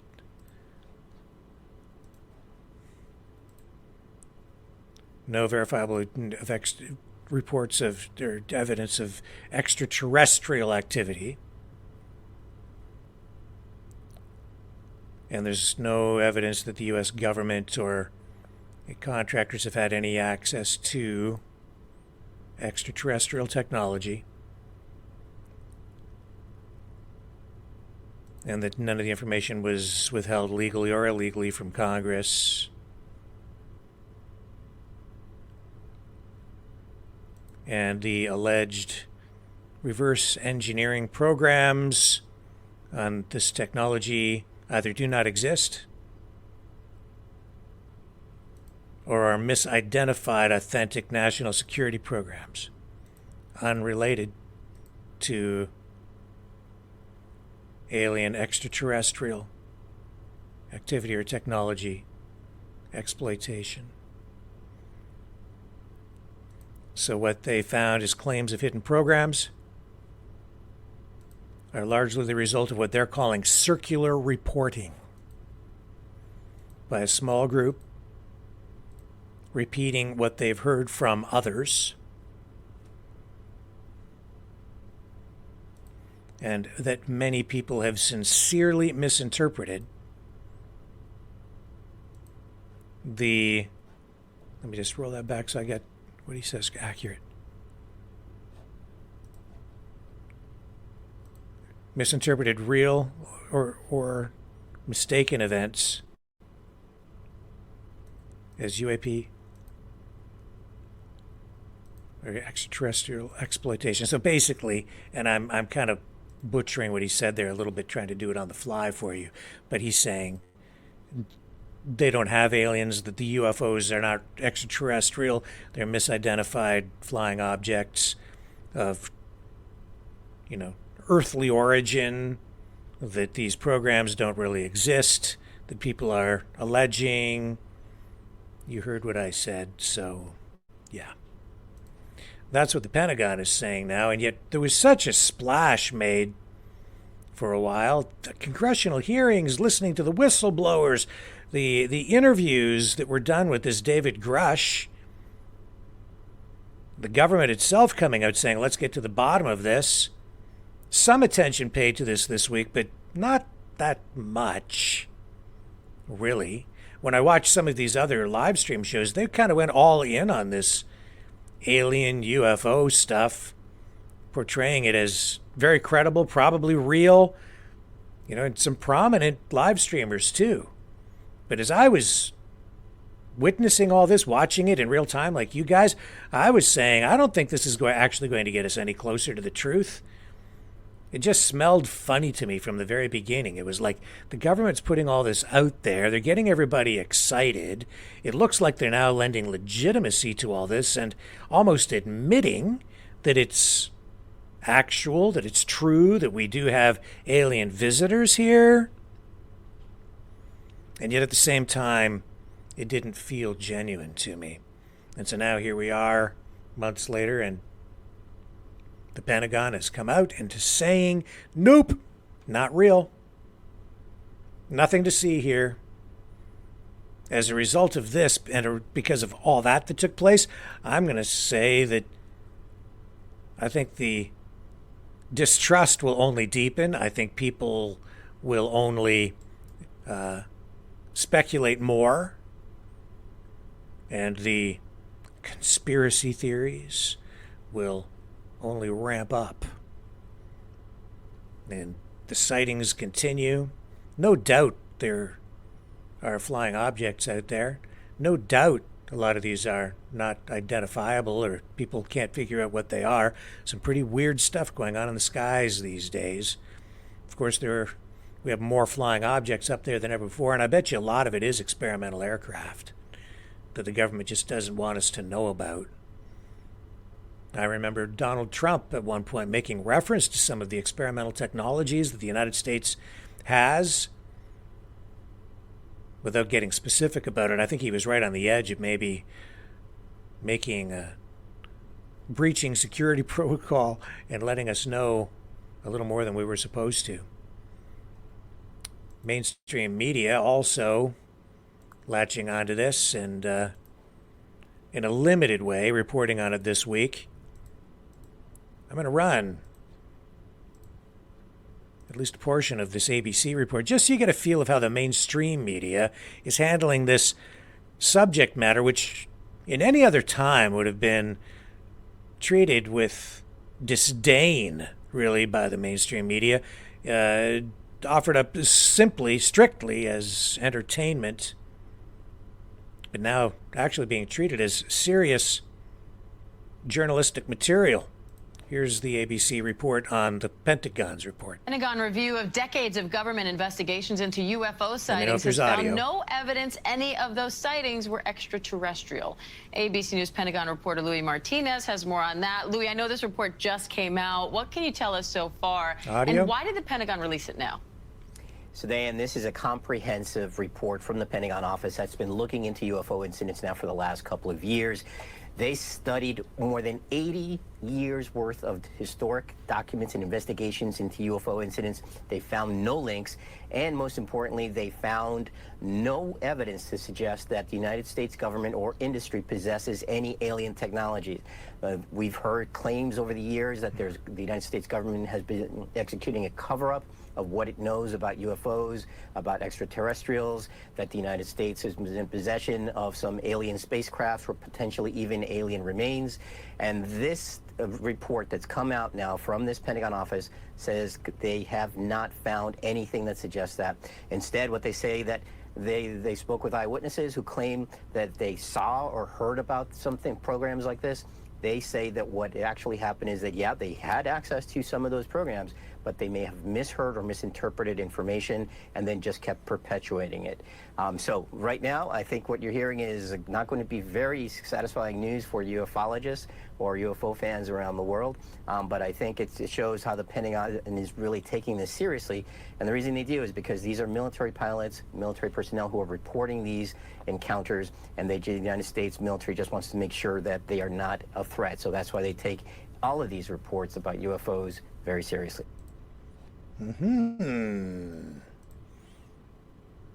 All right, so we have the government launching an investigation into itself. Then you have the mainstream media reporting on that, getting people excited. Then you have the government coming out through the Pentagon saying, no, nothing to see here. We did the investigation. We investigated ourselves. We looked at all the documents over the past 80 years that have been piling up over here, and we've come to the conclusion that no, we didn't do anything. We don't have anything. Nothing we have that people think we have, we don't have it. And then the mainstream media came out and did another report and said, no, the government says they don't have anything, and they investigated themselves. And now all the people out there wondering if UFOs are extraterrestrial in origin are sitting back saying, can't believe that.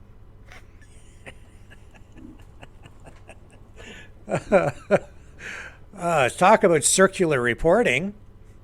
I think that's exactly what we have on our hands here. But it has been entertaining, has it not? Are you not entertained? Talk about a distraction. It's hilarious, really. Nee. Yeah, look here. And lots of reports kind of on the secondary media scene. Not necessarily independent media, but yeah, well, kind of like second tier alternative media, kind of like what we are here too. See this stuff from NDTV that they're saying UFO sightings were a misidentification of ordinary objects. Pentagon report goes on here, and you know, and then they're referring to David Grush. But nope, they're not gonna give it to us, are they? Nope. Oh my. Told you, we're really no closer to resolving this. The only way that would have satisfied people is if they came out and said, look, here's my alien friend from Planet X. Here, step right up to the podium, schmuck, and have and answer some questions for the people. And here, don't forget your universal translator. You know what the real problem is, folks? I'll tell you. The Capitol Theater, Capitol Records, or rather the Capitol Records building in Hollywood. You know why? Because since 1956, now it's since been silenced, okay? But they were sending out a beacon, Morse code, from the top of the Capitol Records building.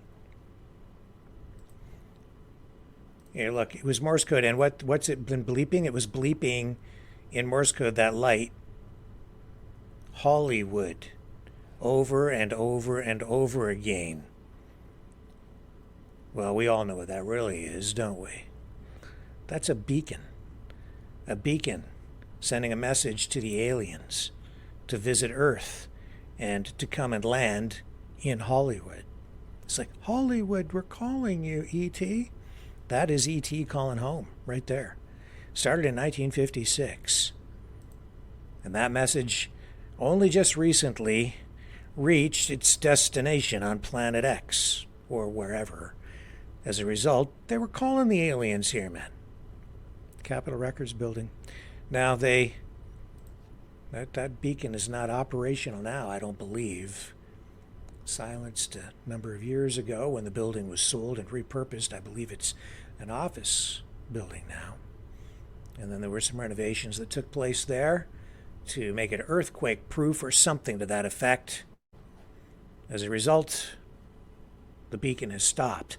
But you have to remember that the theory of relativity and time travel is possible when you're talking about the speed of light and the beacon of light sending the message in Morse code out into outer space.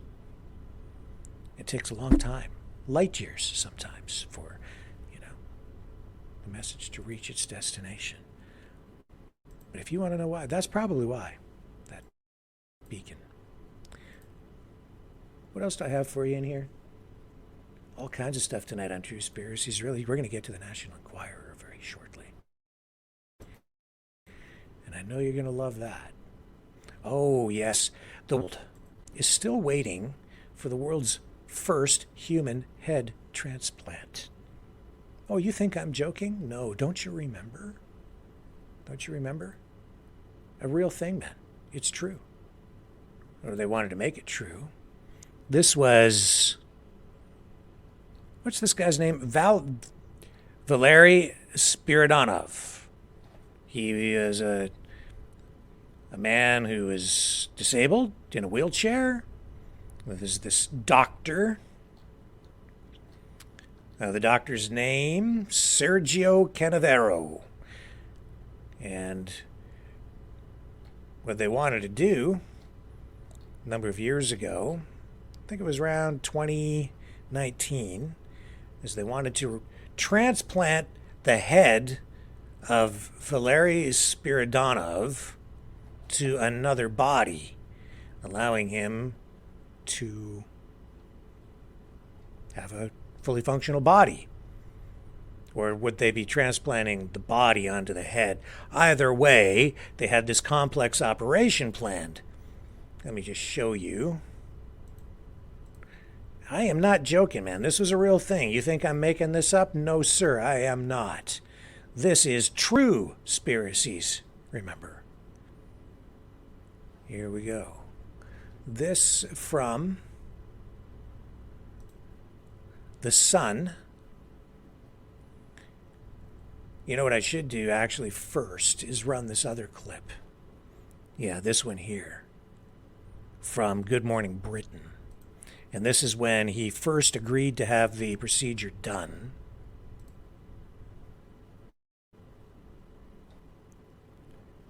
Let's roll it back here a little bit.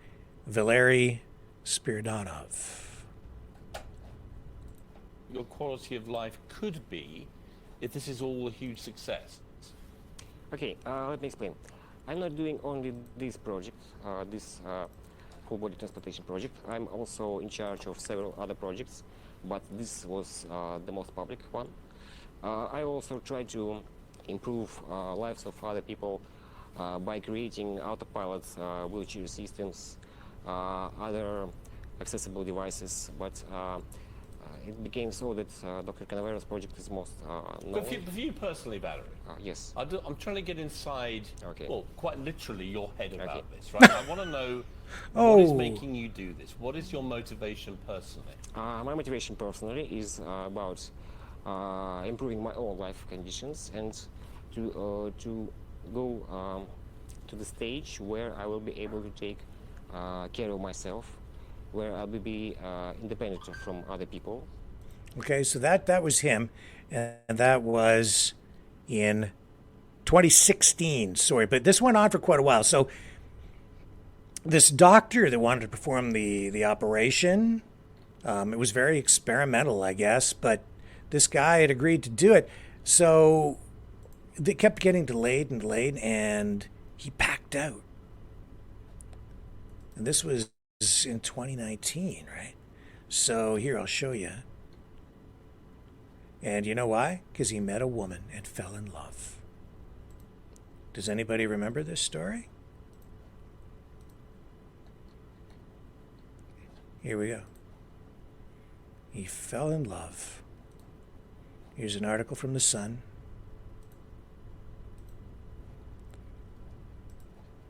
Head over heels, severely disabled man who volunteered for world's first head transplant tells GMB viewers that falling in love caused him to back out of dangerous op. So, severely handicapped Valery Spiridonov, 33, was poised to have his head severed by Professor Sergio Canavero and attached to a new spine in experimental surgery. And he married this woman. And they have a child together.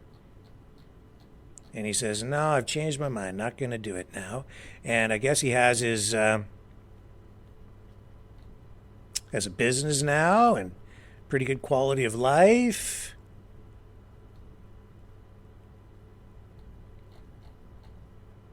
And there you go. So he backed out. But people are still waiting. They're wondering what the heck happened.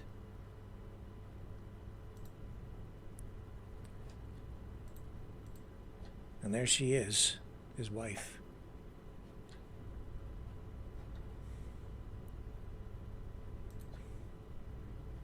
Oops.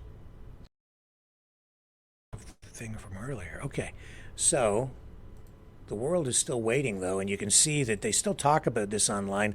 I'm wondering where the heck this doc went, and a lot of people are asking questions now. When are you going to do this? You've got Elon Musk with Neuralink out there. You have this doctor ready to do an actual head transplant. And you might think that I was joking about it, but I'm not. This is a real thing. Are we really at the point where we could actually have a head transplant? This goes back now 8 years ago. More stuff about it from 3 years ago. And inquiring minds want to know.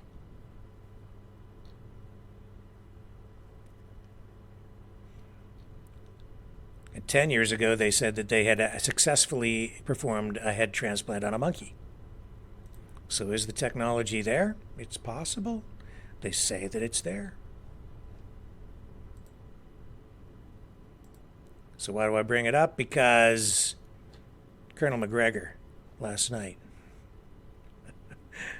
looked like maybe he was, I don't know, his head looked weird in the video when we ran that State of the Union response from RFK Jr., from Trump, and from Colonel Douglas McGregor. Well, I've had other people messaging me asking or commenting on Colonel McGregor. Some people saying, oh, no, there was nothing wrong with that video. It's jump cuts and it's production things that make his video look strange. I would agree that it is the production. On the other hand, as I look at this thing in more detail and analyze it, there's some anomalies within the Colonel McGregor video that make me scratch my head, which is still attached to my body. But listen to this. Some people are asking if he was actually possessed. Listen to the audio and the way it changes. Listen to the change in his voice. Sexualization of our children in public schools. Our children are our future. They should be protected, not exploited. Washington has also spent $14 trillion on various Middle East wars over the last 23 years in a series of self-defeating military interventions.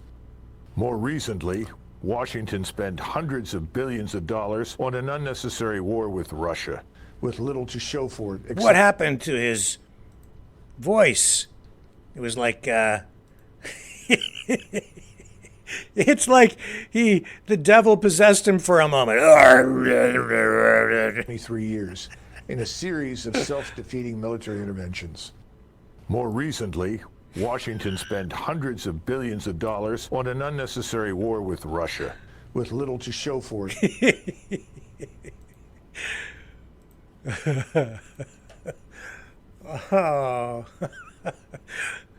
Oh my goodness. What did they do to poor Colonel McGregor in that video? Did the devil make him do it? You remember Flip Wilson? The devil made me do it. Okay.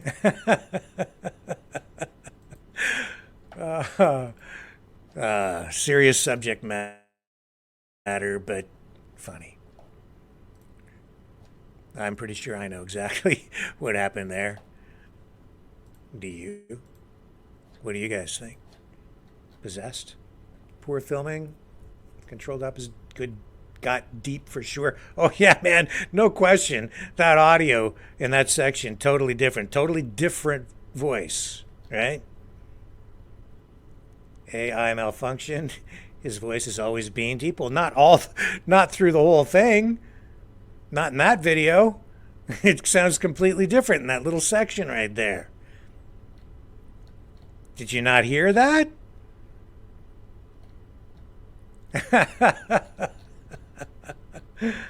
Oh, glitch in the Matrix. Oh, yeah. A major glitch. Sure, they have played much more with all this tech. Low battery power? No.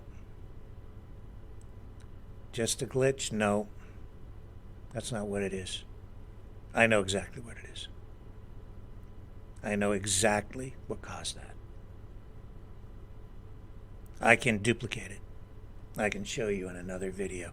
Maybe I will do that this week. Okay, when I have some time, I'll reproduce that effect, and I'll explain exactly what happened there. I can make it, I can do that. I can reproduce it. It's funny. He's not possessed. He's not the devil. Okay, it's all right. I'm gonna show you guys this week I'll show you what they did, and I'll explain why they did it as well. I know exactly why and how. Okay. Oh, it's funny. It's funny though, and I know that it confuses people, and it does make people, go straight to the old conspiracy theory bin and pull something out. But nope. I know exactly what it is. But when I show you how it was done and explain why, it might make you think of other conspiracies and theories.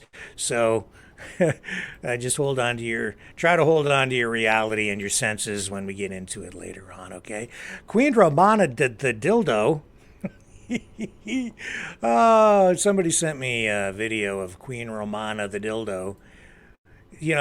I bring it up because Queen Romana, the self-proclaimed Queen of Canada, has been investigated again by at least one mainstream media outlet within the last week. I think CTV's W5 did another expose on Queen Romana, the dildo. Let me show you here. See if I can. Where'd you go, Queen? Queen Romana, where are you? There we are. Okay, I'm not going to run the video, so I'll show you why. Because I don't want any trouble with the Queen. And, with her unlimited resources presiding over Canada from her mobile castle, which is her RV. On the bottom there, it says it's all this is copyrighted. The Queen's video is copyrighted. All rights reserved. ORTRV News. All rights reserved. Copyright. QRTV. Queen Romana TRTV News. Anyway, why would the Queen want to copyright her video? Why wouldn't you just let people use it? If you go to other government sources, most of the stuff is not even copyrighted. NASA doesn't copyright a lot of their stuff. Anyway, copyright. But the reason I just bring up Queen Romana the dildo is because in this video, she says that she's no longer going to talk about job creation. She says that instead of creating jobs, she's just going to create wealth. That's her solution to Canada's economic woes. She doesn't like to even use the words job creation because a job is just a job, which is just over broke. So I guess when she finishes fixing up the economy, there will be no jobs, just wealth. So nobody will have to work. Everyone will just have wealth. And she's on the road a lot, so she's asking for people to donate, of course, and she needs your money because she's on kind of a permanent vacation, traveling around and checking out road conditions. She spends a lot of time in this video talking about infrastructure. And the reason she has to travel, I guess, is because she needs to check out all the road conditions. Because she says the roads in the United States are beautiful and paved as smooth as a baby's bottom. But in Canada, they're all full of potholes. So please donate. And that's what she wants. She wants you to donate. Wants your cash to keep the gas in her gas-guzzling RV. And I don't know, man. Queen Romana the dildo. On the next episode of Truespiracies, Queen Romana the dildo will go for a ride on Jeff Bezos's flying phallus straight up into the stratosphere and into outer space. So you can look forward to that on the next episode of Truespiracies. When we come back, we'll dig into this current episode, or current edition rather, of the National Enquirer and check out the headlines there. So don't go away. The information war is raging.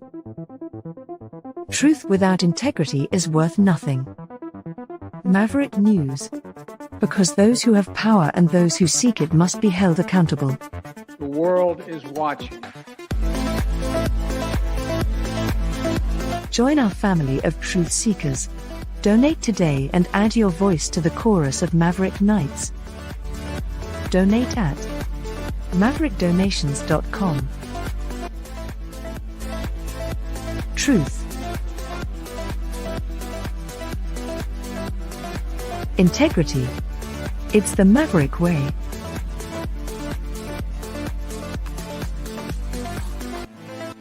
Maverick News. The world is watching.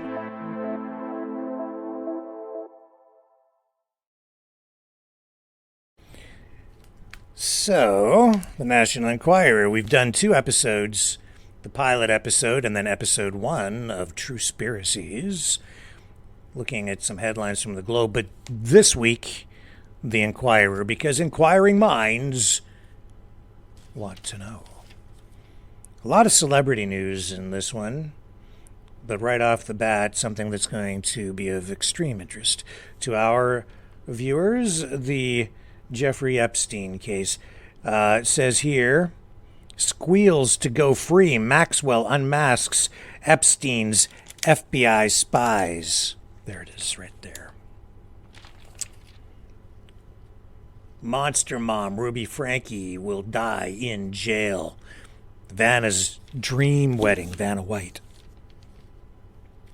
Celeb bodyguards dish all the dirt, and frail Kate in hospital for secret eating disorder.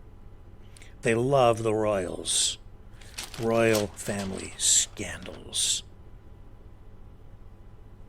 And of course, no current contemporary edition of the National Enquirer would be complete without a story involving Taylor Swift. And this one's very special because it involves inside dirt on Taylor's secret bosom buddies. Singer Taylor Swift busted out. A fuller figure for her billion-dollar Eras tour after years of being a flat-chested bag of bones. Oh my goodness, what did she do to fill out that dress? And top docs tell the National Enquirer the perky pop princess juiced up her jugs. Well, how would she do that? 3 plastic surgeons who analyzed pics of the "look what you made me do, darling" say the 34-year-old went under the knife in 2022 for a, cover your ears, boob job that plumped up her profile. Well, isn't that special? Isn't that special? She's clearly had breast augmentation based on the very clear cleavage lines, says San Francisco's Dr. Jonathan Kaplan. Well, he ought to know. And what a tough job he has, eh? Analyzing Taylor Swift's breasts. Compared to older photos, there's more volume now. And that's a professional opinion, folks. According to Atlanta's Dr. Look, judge for yourself. According to Atlanta's Dr. Nicholas Jones, the anti-hero hitmaker who revealed her struggle with an eating disorder in the Miss Americana documentary, has clearly put on pounds. But Jones notes breasts tend to sag with added weight and aging. You don't say. Yet Tay-Tay's tatas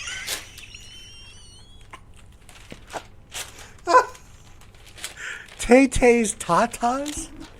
It's right there. I didn't make it up. They wrote that. Jesus.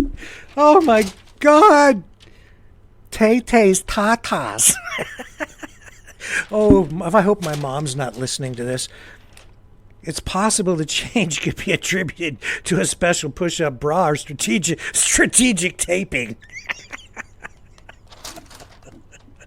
Oh.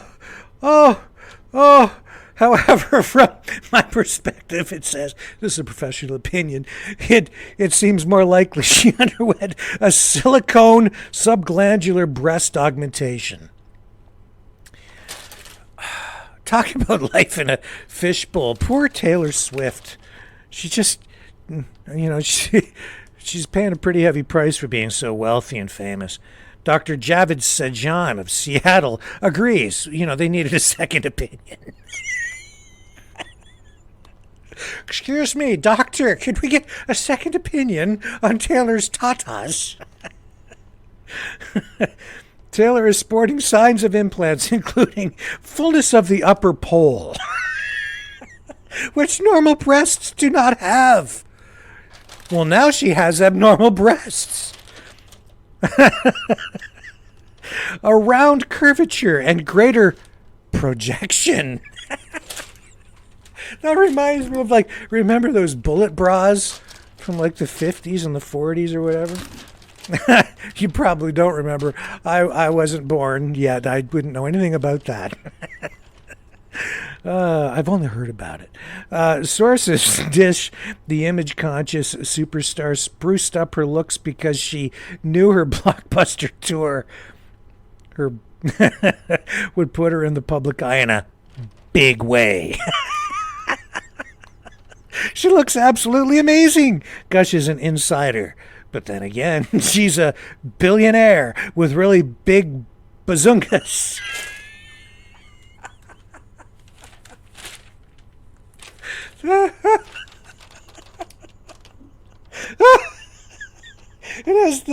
She has the very best doctors money can buy, and the best tatas too.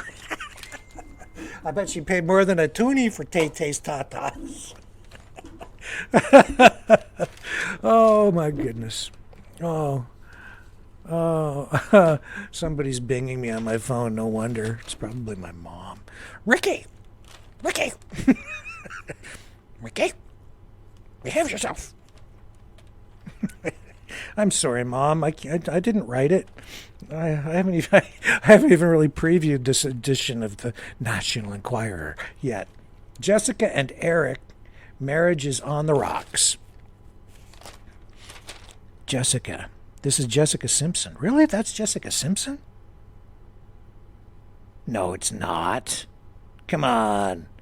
Really? Is that Jessica Simpson? No. Jessica Simpson she got plumped up pretty good there for a while, but she goes up and down like a balloon, doesn't she? I'm sorry. I like Jessica Simpson, but she's way too skinny. What the hell happened to her? She's starving to death, that girl.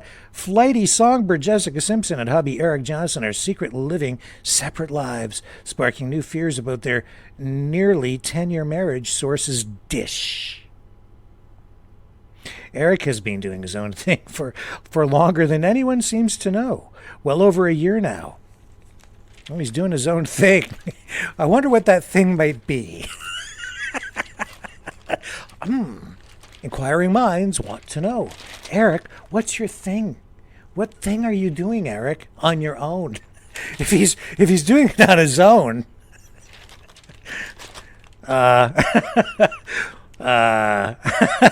What do they mean by on your own? He's doing his own thing on his own? Never mind. Cover your ears, children.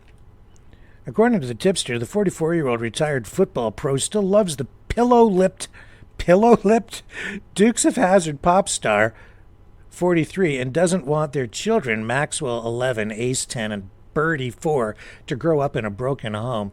There's still an attraction there, the insider explains. No kidding. It's just like it's just like banging his head against a wall, trying to reason with her spaced-out attitude toward life. You're so spaced out. I just want to bang my head against the wall. But I still love you. And your plumped up lips. That's really what keeps me around.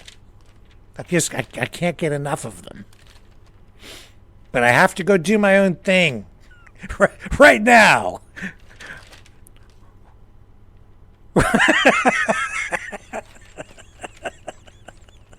I gotta go do my own thing right away. I've been sitting here looking at your plumped up lips. Oh, I'm sorry. Jessica's checklist keeps Justin in check. This is a different Jessica. This is Jessica Biel. Jealous Jessica Biel.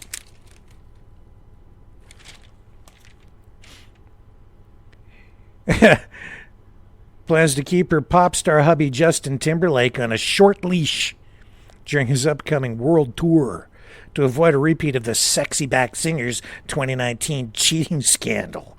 Sources squeal. Yeah. Yeah, those VIP passes. They're sometimes a pass to a little more than just the backstage. Suspicious Jessica, 42, is slapping her spouse of 11 years with a slew of restrictions before he hits the road on April 29th, according to tipsters who tattle. The Sinner star is warning the 43-year-old horn dog to be on his best behavior, or else, mister. Okay, enough of that one. I don't think we need to talk about Gisele's jiu-jitsu lover has Tom all choked up, do we? Tom who? Tom Brady. Oh. Yeah. Football legend Tom Brady has been thrown for a loop by his ex-wife Gisele Bundchens. I don't follow Tom Brady. I don't know who his wife is or whatever. Hot romance with her jiu-jitsu trainer. What do these people do? Do they... Oh, I'm sorry, I'm married to you, but I met this hot jiu-jitsu trainer and I just couldn't resist. And he loved my plumped up lips. Demi feud with Costner, tailor-made. What? So you got Driven right there. Look at this. Demi Moore and Kevin Costner feuding. Well, that's terrible. Just terrible. Terrible, terrible, terrible, terrible. Driven Demi Moore is saddling up for a starring role in Landman, the newest TV epic from Yellowstone producer Taylor Sheridan. But sources snitch cantankerous Kevin Costner is turning his back on his old pal for taking a job with his sworn enemy. The striptease stunner. That was a long time ago, man. Striptease. I remember that movie. 61, she's 61 now, is appearing alongside Billy Bob Thornton, 68, in the upcoming Paramount Plus drama.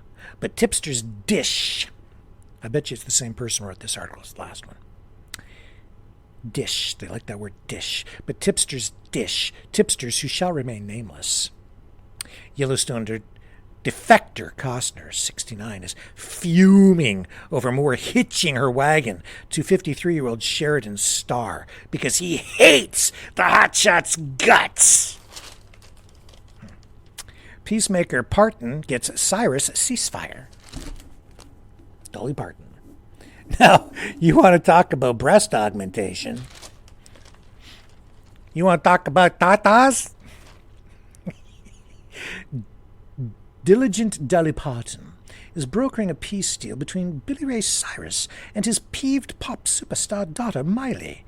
Billy Ray, 62, and Miley, 31, have butted heads going all the way back to her Disney heyday on Hannah Montana. But the relationship sank to new depths when he divorced Miley's mom, Tish. I wonder if Tish has good tatas too. I don't know. But last year, and married 28 years younger singer Fire Rose. While Miley served as maid of honor when Tish married actor Dominic Purcell last August, she didn't even show up for her dad's nuptials 2 months later, throwing a real wrecking ball into the family relationship. Well, whatever. I don't really care. Chris kicks Kendall for dating disasters and don't care about that. Late night king Jimmy Kimmel, 56, says the ABC talk show he's hosted for over 2 decades may be coming to a close. The funny man has 2 years left on his current contract for his self-named Gab Fest and admits that's enough. I haven't watched in years. I really don't care. I don't know if there are any Jimmy Kimmel fans out there. He used to be funny, then he went woke. Vanna White's letter-perfect wedding plans. The letter-turning girl hitching the knot. Okay, marriage-phobic Vanna White has been dragging her feet over marching down the aisle with longtime beau John Donaldson, but sources say she's now had a change of heart and plans to take advantage of the beautiful scenery in Hawaii to finally tie the knot. Sources snitch. Sources who shall remain nameless snitch. To the National Enquirer, leggy Vanna. See, Taylor's got tatas, but Vanna's got the legs.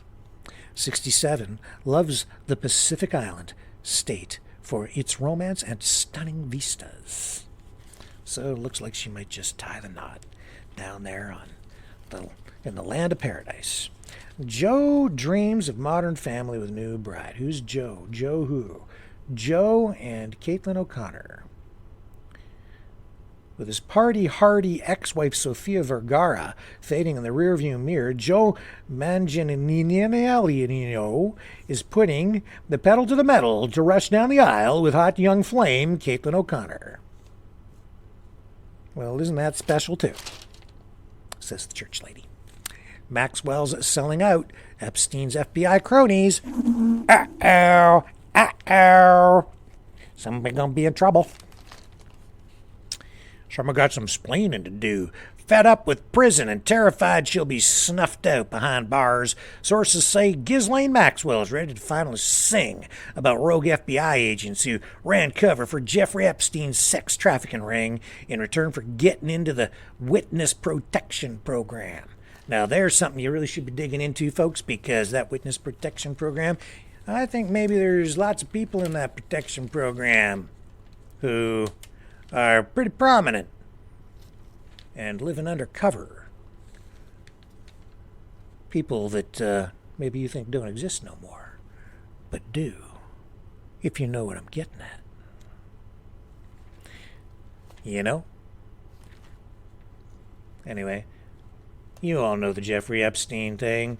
Do you think Ghislaine Maxwell's gonna sing like a songbird? I don't know. All these pictures again. No, they keep putting Donald Trump in there, right? Oh yeah. They wanna get Trump. Katie Cash Crunch. Oh yeah.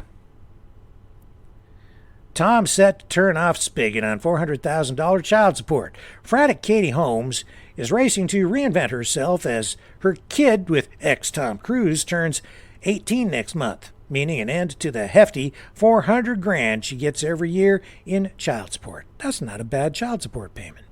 For over a decade, the former Dawson's Creek cutie, 45, lived high on the hog, thanks to the plush payments from 61-year-old Tom. But that financial cushion is about to lose its stuffing, which is why sources that shall remain nameless, sources say Katie is on the prowl for acting work.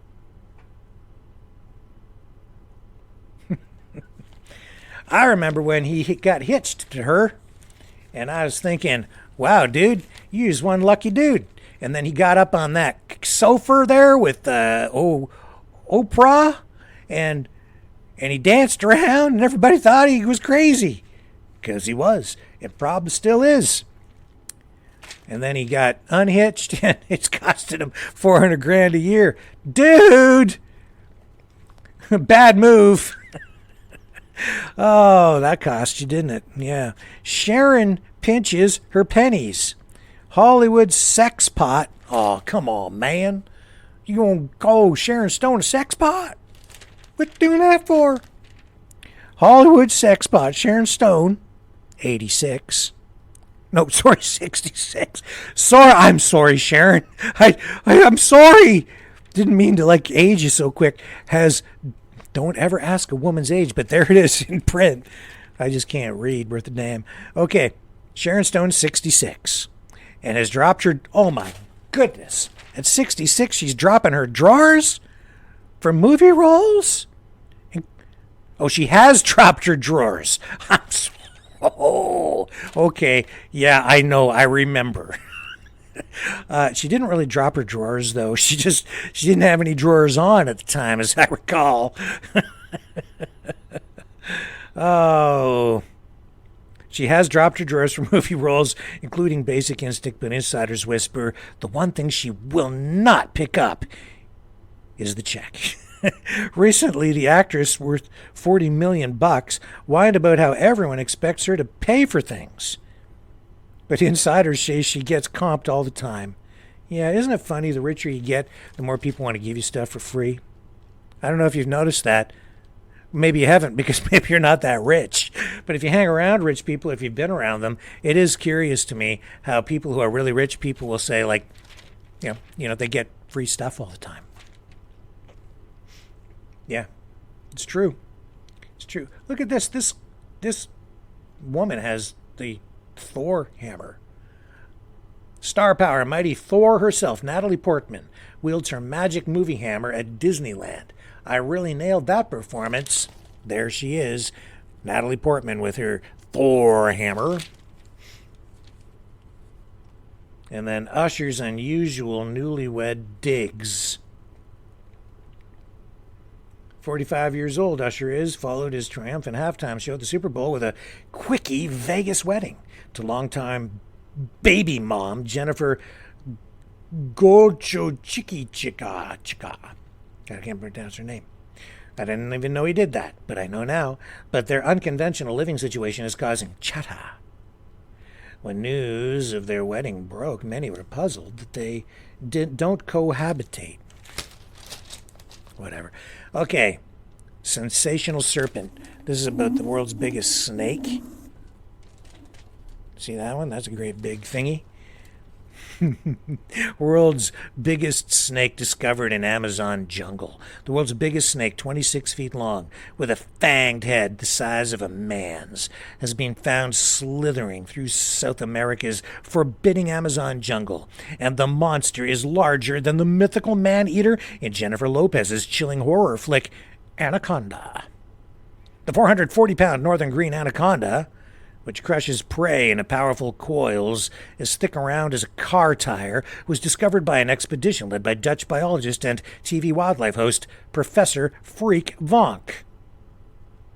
So it's 1 foot longer, I guess, than the savage serpent that stalked Lopez in her 1997 film. And then they go on about these snakes, you know? When I was younger, I used to use that as a pickup line. Hey, would you like to come back to my place and see my giant anaconda? It never worked.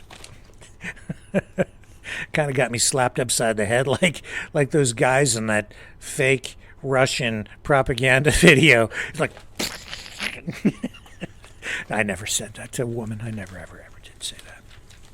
CNN's brutal new policy anchors away.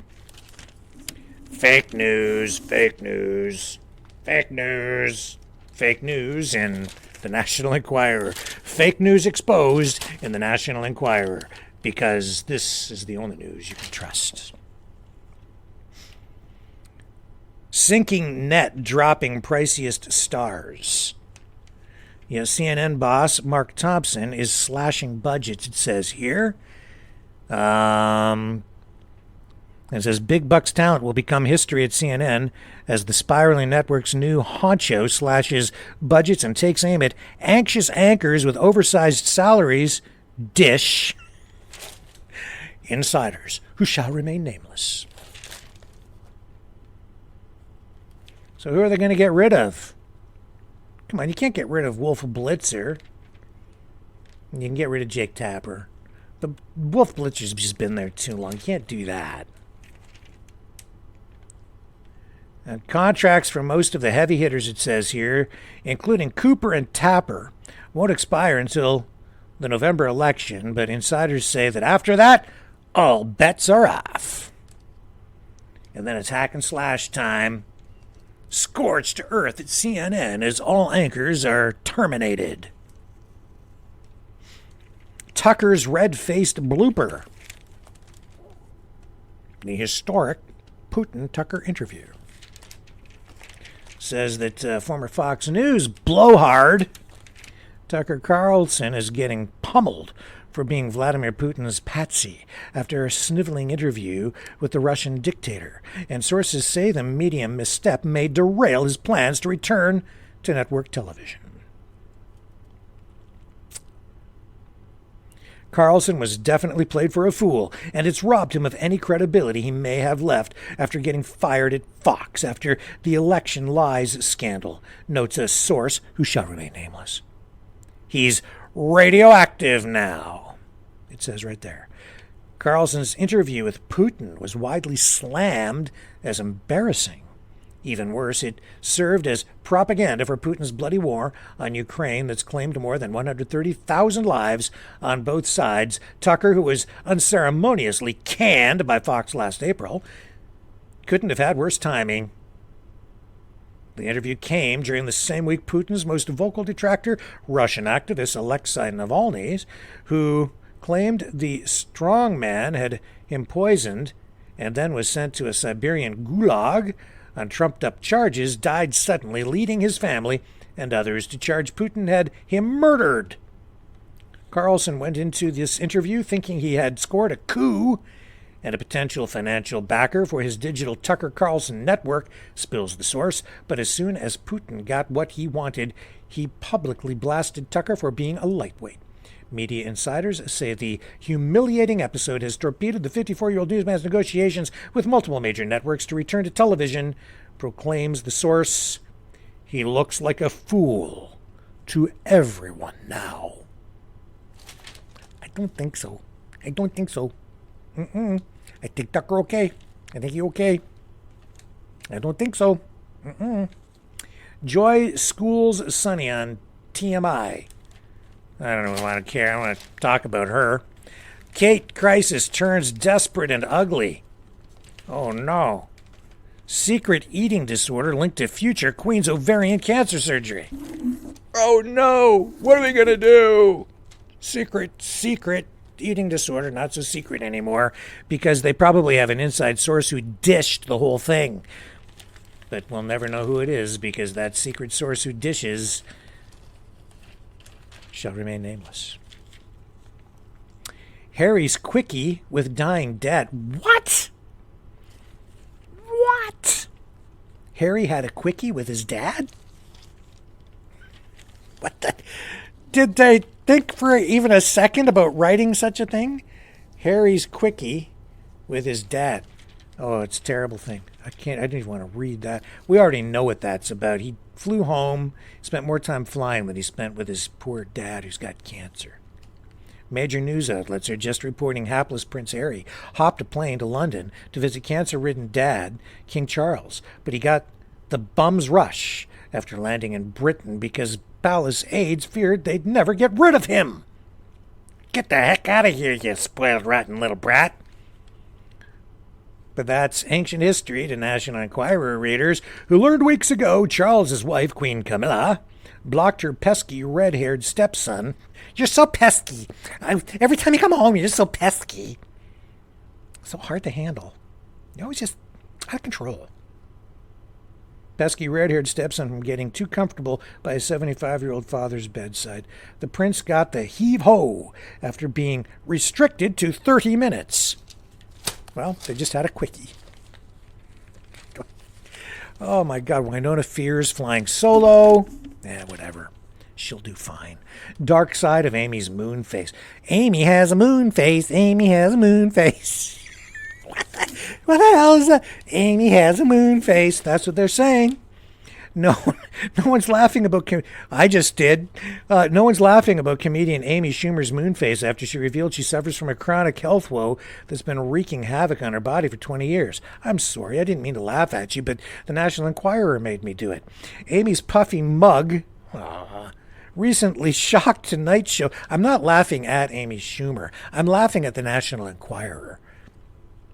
Shocked Tonight Show viewers, prompting her to explain that she has medical and hormonal things going on due to her battle with endometriosis. Okay. That's a terrible thing to have to deal with. I understand. That's a painful thing. It's a tough thing to live with. I understand. I know what that is. Yeah, whatever, man. Or puffy mug. What kind of writing is that? Look, you can get 28 free issues and a free gift if you sign up for the National Enquirer. And you'll save a bunch of cash on each issue. And it's like getting 28 issues free. Yeah, whatever. And you can get a Budweiser thingy there. A Budweiser, but not Bud Light. Don't want that. A tradition you can bank on. Hamilton's first ever Budweiser coin bank. This is not an ad for Hamilton. Here's the crossword puzzle. Here's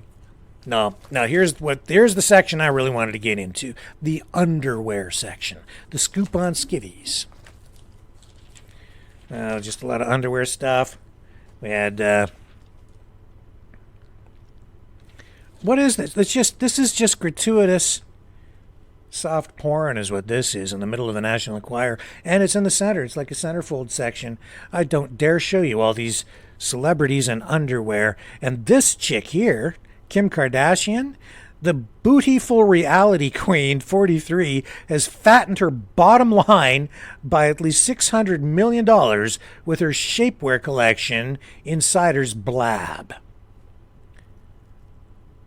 And it's like all kind of like latex. And she's got two muscular dudes standing up. Oh, for crying out loud. There. Flash frame. That's all you get. Parenting guru Ruby Frankie gets a 60-year timeout. I don't know what that is. Another crossword puzzle. They like those. Now we're getting into more ads. Insulin breakthrough delights diabetics. In the Health Watch section. Mormons demand their money back. Claim church lies about using donations for charity works. That's terrible. Lost Beatles guitar no longer weeps.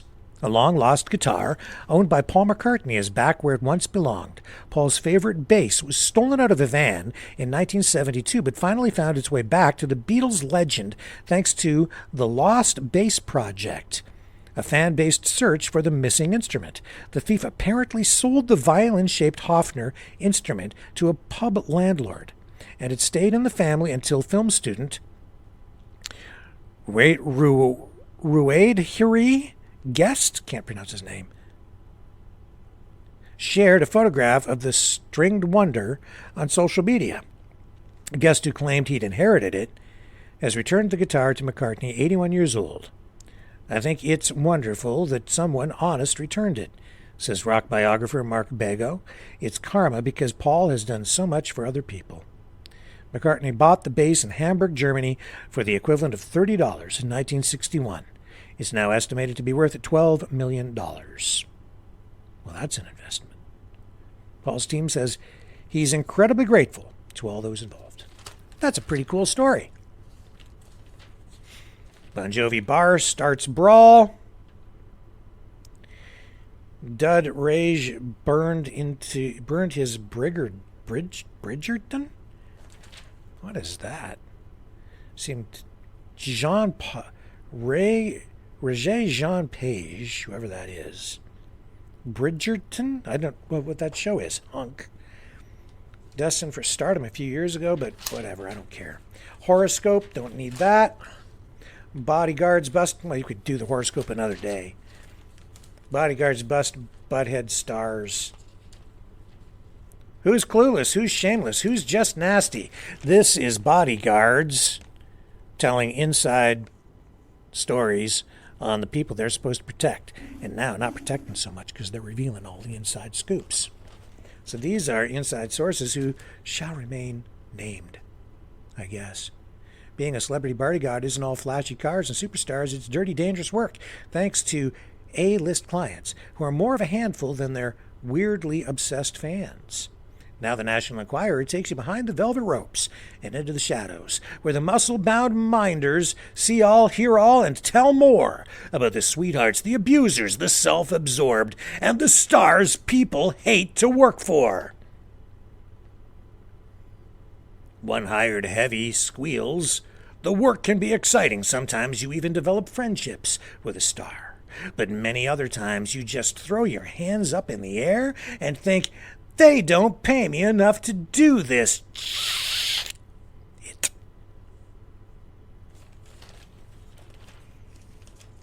What are we talking about here? Eminem says that he treats his staff well. I'll let you pick up your own edition of the National Enquirer to get the full inside scoop on all of these. I'll just give you the highlights. It says Angelina Jolie, Brad Pitt lacked common sense. A mole dishes, who shall remain nameless, I guess. Any other celebrities in there? Oh, Kanye West. Delusional Kanye West thought everyone wanted Kim Kardashian. A muscle man says. Oh, I see. He thought everyone wanted Kim Kardashian, as in, like, you know, do you want to come home and see my anaconda? Kind of wanted, I think. And then more scantily clad red carpet dresses here, fashion of the week. You know, who's the... Well, I like that red dress. That's pretty sharp, actually. I really like that one. The other ones, I don't know, this one up here, this one, that's not enough. Not modest enough for me. I like that red dress, though. That's very classy. And more crossword puzzles and Katie's domino effect, Katy Perry. Katy Perry's abrupt departure from American Idol has remaining judges Luke Bryan and Lionel Richie fearing they're on the chopping block. Tipsters tell the National Enquirer, tipsters who shall remain nameless.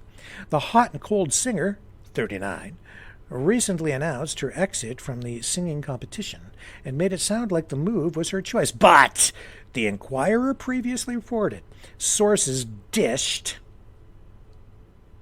Katie's insensitive behavior toward contestants had fans calling for her head and producers plotting to give her the axe.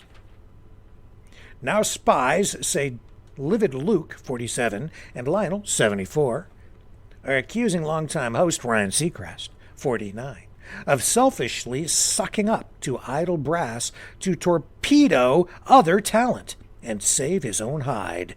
They're angry at Ryan and bracing for him to throw them under the bus because he's already started blabbing about how they may need to come up with a fresh new lineup with Katie gone, spills an insider who shall remain nameless. According to Moles, country hunk Luke and R&B legend Lionel have each raked in close to $100 million during their 7-season stints and are terrified about getting tossed from the gravy train.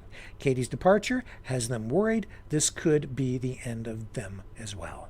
The insider, who shall remain nameless, explains. The show has made them richer and more famous than ever, but bosses clearly want to liven things up, and maybe they won't stop with replacing only Katie. Luke and Lionel feel that they deserve a lot more respect, and they're not getting love from Ryan, who's cozying up to bosses and making himself look good. Blah, blah, blah, blah, blah, blah, blah, blah, blah, blah, blah, blah, blah, blah. Drama on American Idol. $2 million payday for dumpster diving diva. Now this is real news about a real person. Garbage gal rescues treasures from trash. Now she has $2 million. One man's trash is another woman's treasure, to the tune of over $2 million. Jennifer Lyris, a 40-year-old Baltimore artist who dumpster dives for fun. What do you do for fun on the weekend? I go and I dive in dumpsters. I can sleep in them.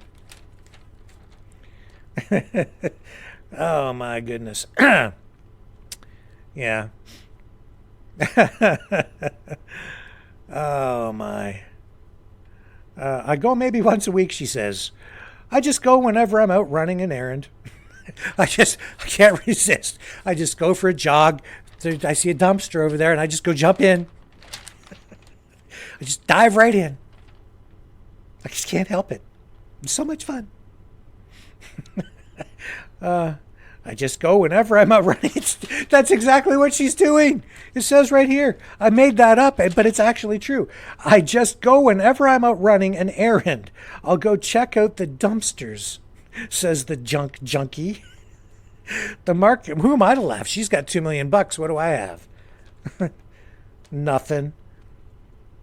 The marketing firm owner and mother of two explains she started digging dumpsters after looking for unique art materials like, I don't know, a can with like a half of tomato paste that's like half moldy but still could be used like to smear on a painting. When she was in college and the habit stuck to her like glue. Yeah, you know, you dive in a dumpster and things do tend to stick to you. Yeah. Has anyone here ever been inside a dumpster? Ever? I have been. Now, there's an admission. I have been in a dumpster because when I was younger, of course, I worked at Wendy's. And I used to do the garbage run. Sometimes you had to kind of get ready in there and tramp stuff down and things. I've had a lot of jobs where we had to do garbage duty. Jennifer's finds include a $500 Dyson Airwrap hairdryer in perfect condition. Wow, look at what I found! Imagine how that makes your hair smell. Free odorizer. A $500 Roomba Robovac and a $400 Le Creuset Dutch oven. I don't think it saves me time, a ton of money, because I keep it things I like, not things I need, she says. Adds the reclaimer of rubbish. We're the diver of the dumpster diva. Lyra says people have asked whether she's poor, but she insists her trash surfing lifestyle is just a hobby. And when there are quality items she can't use, she donates them or regifts the cast-offs to family members. It's really sad that the stores could take this stuff and donate, she says, but they don't. So, if you're around her and it's Christmas time and she gives you a gift, you know where it came from. Anyway. Well, that was fun. I had a good time. I hope you guys enjoyed it too. Just a reminder that if you want to support the show, you can do that by donating. Just find the right thingies here. MaverickDonations.com. MaverickDonations.com. You can also donate at our other portal over at FreedomReporters.com. And we do still have some Maverick t-shirts kicking around here, quite a few actually. So if you are so inclined to donate $30 or more, I can send you a t-shirt. Just tell me what size you want. They all come in black and have the Maverick logo printed on them. We also have those embroidered Maverick News shirts with the Maverick News logo on the breast, just above the breast pocket. And $60 more, I can send you one of those. We also have some hoodies and sweatshirts in stock too. So if you want any of that stuff and you donate, happy to send those along to you. Really appreciate the support that we've had from you guys ongoing. Really do need your help, of course, because you're the only source of support that we have, and that is what pays the bills and keeps the operation afloat over here. All that being said, I will be back tomorrow night, 6 p.m. Eastern Standard Time. Hope you enjoyed this week's episode of Truespiracies. Our regular news program continues tomorrow night at 6 p.m. Eastern Standard on the flip side.